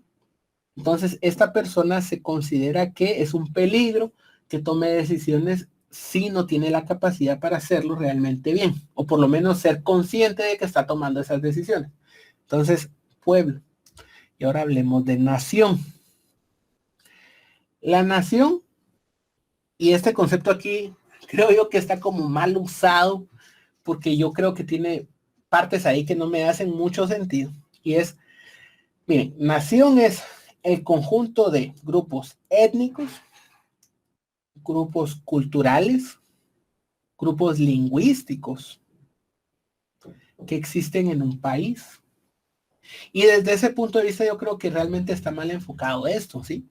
Porque quiere decir que aquí en Guatemala tenemos 23 naciones diferentes, que son los 23 grupos étnicos reconocidos que hay. Creo que aquí ese concepto para efecto de teoría del Estado, tal vez solo debería de quedarse aquí, en teoría del Estado. Pero para efecto práctico yo creo que la idea de nación lo que hace de alguna forma es reconocer que hay fragmentación de diferentes grupos dentro de un Estado. Y véanlo de la siguiente manera. Aquí en Guatemala, si ustedes tienen la oportunidad de ver los anuncios que hace el INGUAT, que es el Instituto Guatemalteco de Turismo, ¿sí? Vean ustedes que algo que resaltan como un eslogan constantemente es el tema de que Guatemala es un país multicultural, multilingüe y pluriétnico, ¿sí? Quiere decir que tenemos mucha cultura, tenemos muchas lenguas y tenemos muchas etnias diferentes, ¿sí? Muchos grupos poblacionales que hay aquí. Y eso lo toman como un punto para vender a Guatemala como un destino turístico interesante porque hay como mucha riqueza cultural y muchísima riqueza sociológica por acá. Pero también creo yo que eso desnuda una situación que ocurre aquí en Guatemala y es el tema de que estamos como que fuéramos varias tribus diferentes que cada una hace lo que quiere hacer o lo que puede hacer. Y eso rompe con la idea esta de unidad de los estados que debería de ser su punto de partida, ¿sí? Entonces vean una cosa interesante. En la Constitución uno se encuentra con bastantes partes que creo que no se las dicen cuando está estudiando la carrera y que son muy importantes porque están ahí. Miren, hay una sección completa en la Constitución que habla sobre el tema de la cultura. ¿Sí? Casi que les diría que cada uno de los artículos que hay acá tiene alguna ley o reglamento específico que expande ese tema. Pero que creo que es importante que veamos por lo menos lo que dice la Constitución para que ustedes sean conscientes que eso existe y que anda por ahí, ¿sí? Artículo 57, derecho a la cultura. Toda persona tiene derecho a participar libremente en la vida cultural y artística de la comunidad, ¿sí? Así como beneficiarse del progreso científico y tecnológico de la nación. Acá. ¿Qué es lo que dice ahí? Básicamente, si ustedes tienen ustedes culturalmente tienen una serie de ritos o cosas por el estilo, ustedes no tendrían por qué hacerlo de manera escondida, si lo quieren hacer público e integrarse a esos ritos o esas actividades artísticas, culturales o lo que sea, deberían de poderlo hacer sin que nadie les diga nada, ¿sí? Identidad cultural. Se reconoce el derecho de las personas y de las comunidades a su identidad cultural de acuerdo a sus valores, su lengua y sus costumbres. Esto es, si ustedes dentro de su cultura se visten de una determinada manera, no tendrían por qué no dejar que se vistan de esa manera. Y vean que aquí en Guatemala han habido varios casos donde a ciertos grupos no los dejan tener el peinado que usan en su grupo o utilizar la ropa que usan en su grupo. Y eso ha generado ciertos conflictos que han llegado a tribunales. ¿Qué he visto yo de eso? Que, por ejemplo, ustedes no podrían obligarlos a que dejen de utilizar, por ejemplo, un traje típico, si es parte de su cultura. Y eso ha generado bastante conflicto. ¿Por qué? Porque si, por ejemplo, yo voy a un restaurante donde dicen que yo no puedo entrar con cierta vestimenta, ¿es eso legal o no? De los casos que yo he visto, les sabría decir que si en ese lugar, por ejemplo, es obligatorio que absolutamente todos lleven la etiqueta, entonces no podemos estar hablando de que ahí hay discriminación, porque es una disposición general. Ahora, que cada quien pueda llegar como se le dé la gana, excepto a esa persona que viene vestida de una determinada manera, entonces ahí sí estamos hablando de discriminación, y ese es como el límite que han establecido en las sentencias acá, ¿sí? Artículo 59. Protección e investigación de la cultura. Es obligación primordial del Estado proteger, fomentar y divulgar la cultura nacional. Emitir leyes y disposiciones que tiendan a su enriquecimiento, restauración, preservación y recuperación. Sí, alguien levantó la mano.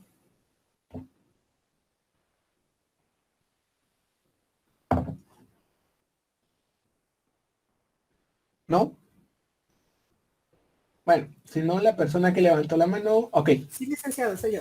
Adelante. Buen día, licenciado. Buen día. Solo podría, bueno, no sé, o sea, me llama la atención lo que usted dice acá en el artículo 58, cuando está hablando de una reunión de etiqueta. Ajá. Han habido reuniones, bueno, en el área laboral, en mi área laboral quiero decir, han habido reuniones donde dice que uno se presente de etiqueta, entonces hasta cierto punto me he limitado a participar.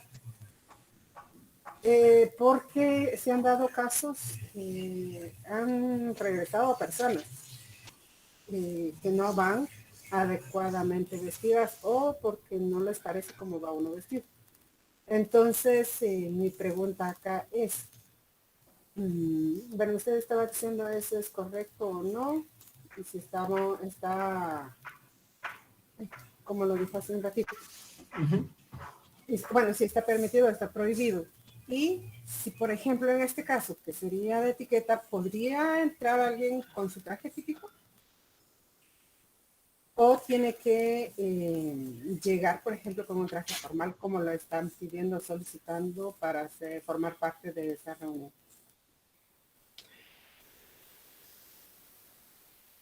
Ok. Aquí lo que han resuelto es que el límite de los temas de discriminación es si solo le están exigiendo a una persona que cumpla con un código de vestimenta o a todos. Si el código de vestimenta para entrar a un lugar es parejo, digamos, todos tienen que llegar con traje de etiqueta, entonces ahí no consideran que haya discriminación, porque no es que, por ejemplo, prohíban a un cierto grupo o a una cierta persona que se vista de una manera, ¿sí? Cosa diferente sería si dijeran, miren, vamos a tener una reunión, ¿verdad? No dicen nada de cómo tengo que llegar vestido y de repente yo llego y miren, no me gusta cómo se ve usted, o no me gusta ese traje, o no me gusta ese peinado, o no me gusta ese maquillaje, o no me gusta esos zapatos. Eso sí es discriminación, ¿sí? Pero es porque el caso lo particularizaron y a usted específicamente la están afectando, ¿sí? Pero si es una disposición general que ya todos sabíamos, entonces ahí no podemos alegar discriminación, ¿sí? Hay algunos casos que se han judicializado, pero esos han sido la excepción. Yo no sé si ustedes recuerdan a un diputado que estaba hasta la legislatura anterior que se llama Amílcar Pop. Él peleó en tribunales, ¿sí? Un caso de que él decía que era parte de, como de su cultura, ¿sí? Utilizar sombrero. Entonces, creo que la Junta Directiva del Congreso no lo quería dejar entrar al Pleno si utilizaba sombrero. Ustedes vean, esa es una de las cosas curiosas de la política nacional, ¿verdad? Yo honestamente nunca me había puesto a pensar si se entraba con sombrero o no se entraba con sombrero al Congreso. Pero él tuvo ahí, él ganó y les voy a decir por qué ganó. O sea, después él era el único que cargaba sombrero ahí. ¿Por qué ganó? Porque no había ninguna regla de etiqueta hecha que dijera que él no podía usar sombrero, número uno. Número dos, él logró demostrar, honestamente no sé las interioridades de ese caso, pero sí sé que él logró demostrar que era parte como cultural del grupo al que él pertenecía, del cual desconozco cuál sea la verdad, de utilizar sombrero. Entonces ahí él sí logró probar de que era una discriminación si no lo permitían a él usar lo que se consideraba como parte de su cultura. Y lo que pasa, como les digo ahí, es que lo importante del tema de las prohibiciones y del respeto a la cultura es Si con tiempo nos dijeron qué era permitido y qué no, uno. Y dos, si eso es una limitación que se le aplica a todos. Si a todas las personas se nos aplica la misma limitación, entonces no hay discriminación. Al menos digamos que ese es el parámetro que han establecido las cortes aquí en Guatemala. Cosa diferente es, uno, si no me dijeron que estaba prohibido y después no me quieren dejar entrar, eso no lo pueden hacer, ¿sí? O lo otro es que específicamente a mí me prohíban algo. Ahí sí estamos hablando de cosas complicadas, ¿sí? Complicada en el sentido que ahí sí hay discriminación, porque no puede ser que solo a mí me estén afectando. O sea, mire, usted no puede venir vestido de esa manera, pero mire, a mí no me dijo que había un código de vestimenta. Eso es una cosa importante. Ahora, como paréntesis ahí, muchas empresas están empezando a hacer esto del código de vestimenta. Es más fácil en una empresa cuando hay uniformes, porque ustedes en el reglamento del reglamento interno de trabajo ponen que la persona tiene que utilizar el uniforme de la empresa donde está trabajando, ¿verdad? Entonces, tan sencillo como decir, mire, es el uniforme o usted no entra. Punto, ¿sí? Pero en los lugares donde no hay uniforme, he visto, por temas de trabajo, que establecen un código de vestimenta que mandan a inscribir al Ministerio de Trabajo. Y esto es para decir, miren, aquí por ejemplo, en esta empresa, tienen que venir con pantalones de tela y camisa formal. Ejemplo. Y ahí no podemos hablar que hay discriminación, ¿sí? Porque es un trato parejo. Es que el límite de la discriminación no es tanto de que ustedes en lo personal puedan pensar de, mire, es que yo culturalmente necesito utilizar este tipo de vestimenta o algo por el estilo, sino que el límite es, me están tratando diferente solo a mí, están tratando igual a todos, ¿sí? Porque si usted va a tribunales y presenta un caso de discriminación, va a ser complicado que lo gane, ¿sí? Va a ser complicado que lo gane porque lo primero que van a intentar demostrar en el tribunal es decir, mire, no es discriminación porque todo mundo se rige por esto mismo, ¿sí? Todos los que trabajan aquí. Uno, si ustedes están en un centro de trabajo, y eso es una cosa que se puso de moda en un momento ustedes, pero como todas las modas pasó del ojo público y después ya nadie lo volvió a mencionar, no sé si ustedes han visto los anuncios de trabajo, ¿sí? Donde dice se necesita, por ejemplo, persona para tal puesto, y ustedes ven los requisitos, ¿verdad? Entonces, algo que meten siempre es el tema de la edad, dice buena presentación y no sé qué cosas más. Entonces, en algún momento alguien intentó presentar una demanda por discriminación ahí, porque decía, mire, si yo tengo las capacidades para hacer el trabajo, ¿por qué me limita el rango de edad y me deja fuera? ¿Sí? Porque al final de cuentas, lo que sucede es que si usted quiere un trabajador que le realice su trabajo, usted quiere que sea una persona que lo haga bien. No debería de importarle la edad. ¿Sí? Ese caso no prosperó. ¿Sí? No prosperó porque decían que era la libertad de la persona que estaba haciendo la oferta de trabajo contratar a la persona que quisiera. Cosa diferente, si ustedes lo pudieran demostrar, sería que ustedes cumplan con todos los requisitos que le están pidiendo y a última hora lo sacan por un requisito que están metiendo a la fuerza ahí. O mire, es que usted es perfecto para el trabajo, pero usted no me cae bien o no me gusta cómo se ve, no sé. En ese caso, usted sí podría reclamar una indemnización por discriminación.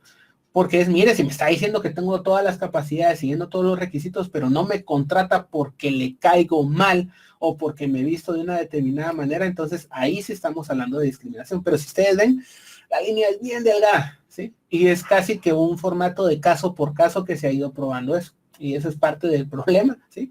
Que no hay como un consenso bien claro de cómo se maneja este tema. Entonces, disculpe la respuesta tan larga, pero es que realmente no había una respuesta corta.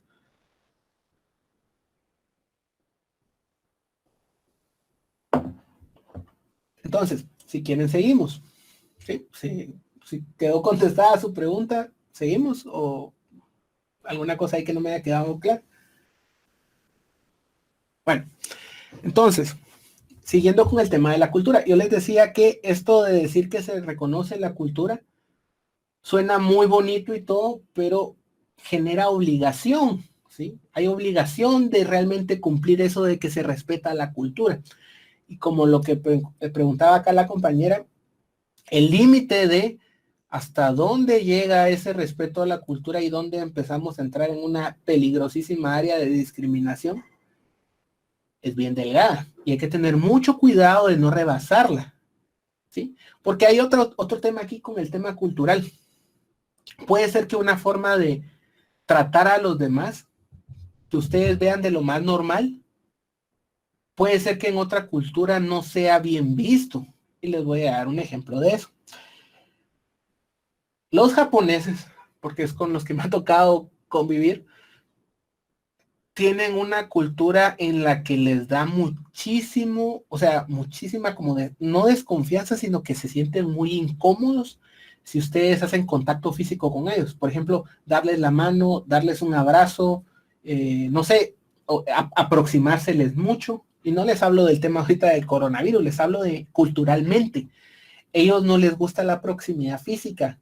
O sea, ellos casi todo lo hacen a una sana distancia en la cual interactúan con ustedes, pero no les gusta que usted se les acerque mucho, ¿sí?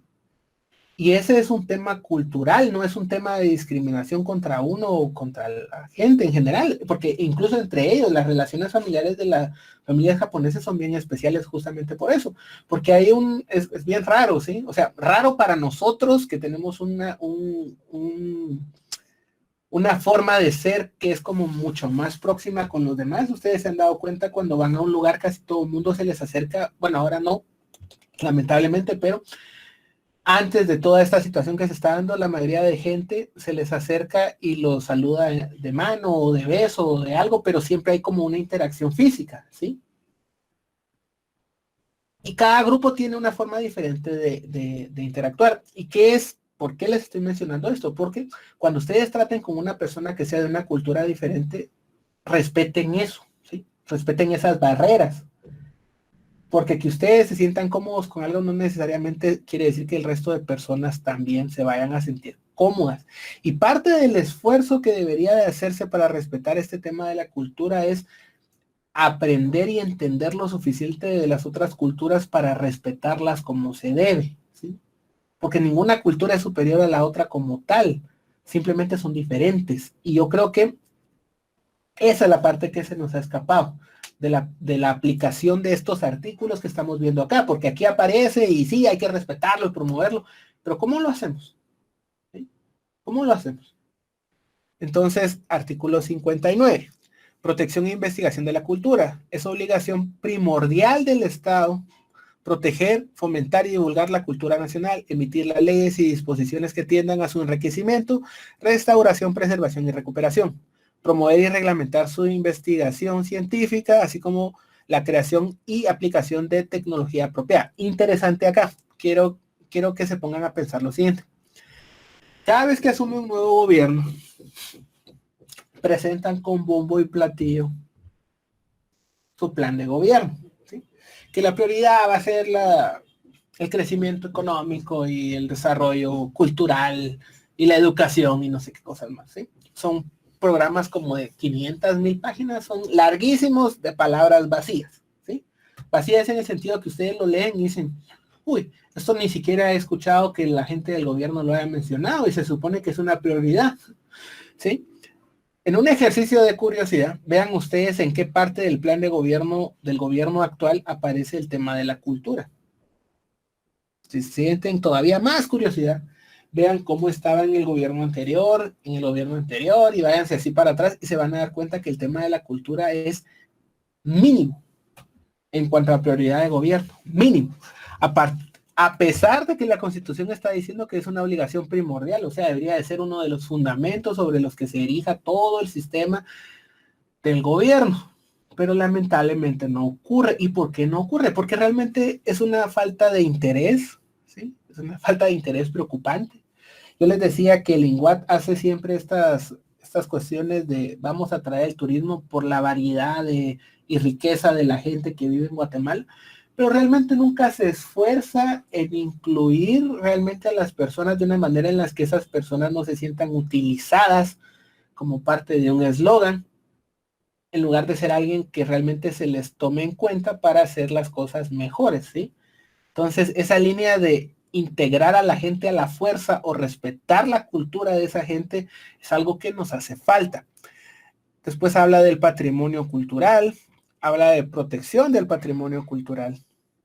Hay una ley de protección del patrimonio cultural, de hecho, y establece cuáles son los requisitos que se tienen que cumplir para que un lugar, un monumento o lo que sea declarado patrimonio cultural o no, ¿sí? Protección al arte, folclore y artesanías nacionales. Este artículo siempre me ha parecido bien curioso porque dice la expresión artística nacional, arte popular, folclore y artesanías e industrias autóctonas. O sea, normalmente son estas artesanales a mano, ¿verdad? Deben ser objeto de protección especial del Estado con el fin de preservar su autenticidad. El Estado propiciará la apertura de mercados nacionales e internacionales para la libre comercialización de la obra de los artistas y artesanos, promoviendo su producción y adecuada tecnificación. Esto quiere decir que deberíamos de incentivar que esto culturalmente enriquecido, que son las artesanías y obras nacionales, sean más conocidas, ¿verdad? Y se les dé ese reconocimiento de ese valor que deberían de tener. De hecho, la expresión creadora. El Estado garantiza la libre expresión creadora, apoya y estimula al científico, intelectual y al artista nacional. Ustedes habrán visto lamentablemente que aquí en Guatemala cada inicio y fin de año están los pobres artistas de teatro, de danza, de baile, de pintura, de escultura, haciendo huelgas de hambre y pidiendo más recursos porque no tienen suficiente para poder subsistir. Hay una academia guatemalteca de artes, me parece. No tengo ni idea de quién estará a cargo de eso, pero sé que nunca tiene presupuesto y que siempre terminan pidiendo dinero, porque, como les digo, no es prioridad, ¿sí? Patrimonio natural. Se declara de interés nacional la conservación, protección y mejoramiento del patrimonio natural de la nación, preservación y promoción de la cultura, la actividad del Estado en cuanto a la preservación y promoción de la cultura y sus manifestaciones. Estará a cargo de un órgano específico con presupuesto propio. Miren, este artículo, honestamente, desconozco si existe un órgano que cumpla con esa descripción, que tenga su propio presupuesto y que vea esto. En teoría, el Ministerio de Cultura y Deporte debería de ver esta situación. Siempre me ha generado duda ese artículo, a qué institución se hace referencia acá, porque no ubico cuál tenga su propio presupuesto y vea estos temas. Tal vez se me escape, pero no la conozco. Y aquí, estos no los voy a leer todos, ¿sí? Pero quiero darles un poquito de contexto acá, ¿sí? En 1996, Guatemala entró a formar parte de un convenio de la Organización Internacional de Trabajo que se llama Convenio 169 de Consulta de Pueblos Indígenas y Tribales. El sentido de ese convenio, ¿sí?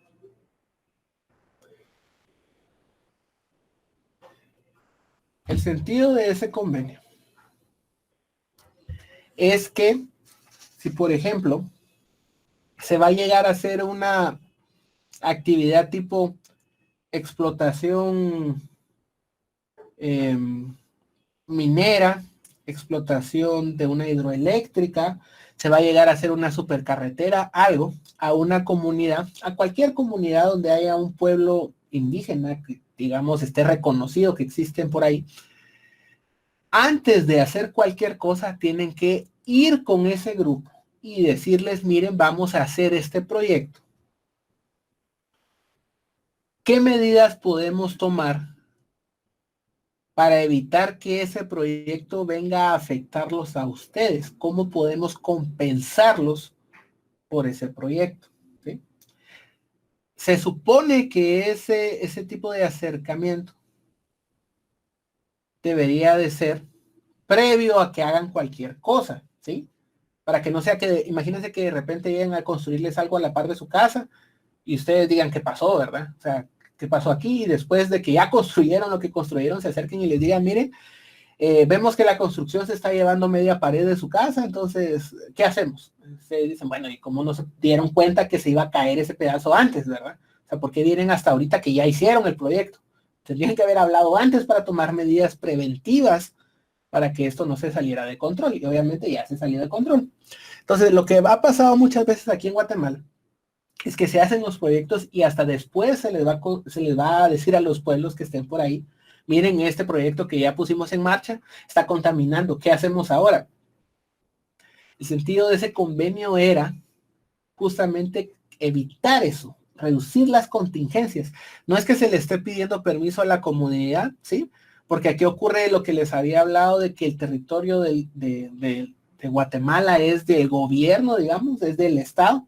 Entonces realmente no es que le pidan permiso a uno por usar los recursos naturales, pero sí quiere decir que si van a utilizarlos tienen que ver cómo evitan que a mí me dañe ese uso, ¿sí? Ese es como que el doble de rasero que hay. Entonces, ¿por qué les pongo de ejemplo eso?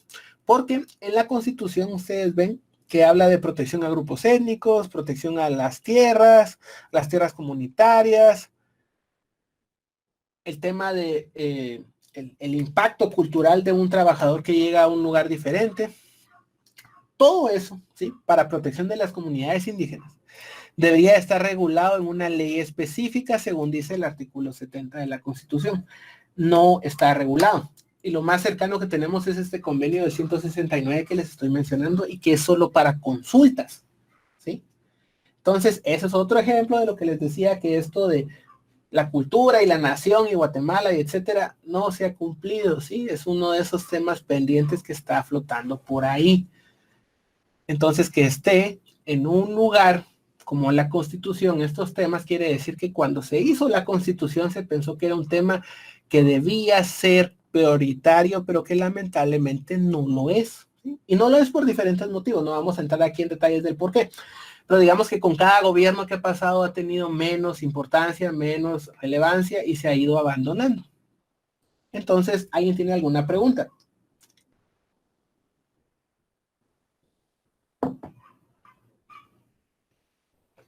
Bueno, entonces, hablemos de el territorio. Segundo elemento, ya vimos el primer elemento que era la población, ¿sí? Ahora hablemos de el territorio. El territorio tradicionalmente se ha creído que es el espacio físico, pero como les había mencionado en otra oportunidad, para efecto de Guatemala, el Estado es tan dueño del terreno físico como del espacio aéreo, como del espacio marítimo, del espacio lacustre, que son los ríos, de los lagos, de las lagunas, del subsuelo. Por eso les decía que si alguno de ustedes encuentra oro o algún mineral o lo que sea, se los van a quitar básicamente, los van a expropiar la tierra, les van a pagar una compensación, pero obviamente no por el valor completo de lo que encuentren ahí, ¿sí? Entonces, pues es una de las razones por las que aquí en Guatemala casi no se encuentran minerales, ¿verdad? Entonces, este artículo 121 les dice cuáles son los bienes sobre los cuales ejerce dominio el Estado, ¿sí? Y como dato curioso aquí que les quiero mencionar es este inciso H, que dice las frecuencias radioeléctricas. Miren, para enviar señales de radio, de televisión, de teléfono, se utiliza una frecuencia que son las frecuencias radioeléctricas, ¿sí? Que son como esos aparatos se comunican a través de ondas, ¿sí? Entonces, la idea es que el gobierno de Guatemala, digamos el Estado de Guatemala, es dueño de esas frecuencias también.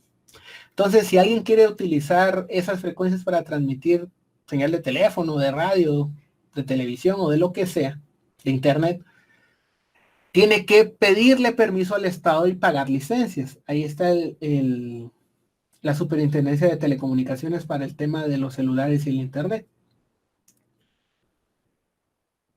Se paga la licencia y se puede utilizar esa frecuencia, digamos, se puede utilizar esa frecuencia para mandar los mensajes, el contenido, lo que sea. Todos nosotros somos usuarios de eso, utilizamos el teléfono, estamos usando internet en ese momento. Y somos los usuarios, pero no pedimos nosotros directamente el permiso. El permiso lo pagan las empresas a las cuales nosotros a su vez les pagamos. Y hago la salvedad de eso para que se den cuenta el poder absoluto, ¿sí?, que tiene el Estado, al menos el Estado de Guatemala, sobre tierra, aire, mar y las frecuencias radioeléctricas, ¿sí? O sea, básicamente vivimos en un espacio en el que tenemos alquilado todo lo que tenemos alrededor, ¿sí? No somos dueños de nada, incluso de nuestras propias casas. Como les digo, si subterráneamente resulta que tenemos oro, petróleo o algo, no nos lo vamos a quedar. Cosa interesante de la forma en la que está estructurado el territorio. Y la próxima semana vamos a empezar, con la parte del poder. Vamos a explicar qué es el poder. Vamos a ver qué dice la Constitución sobre. Nos quedamos en la diapositiva número 20 para la próxima semana. Si nadie tiene ninguna duda, lo dejamos ahí por el día de hoy. Espero que se la pasen muy bien. Y ¿alguien tiene alguna duda o comentario que quiera decir antes de terminar?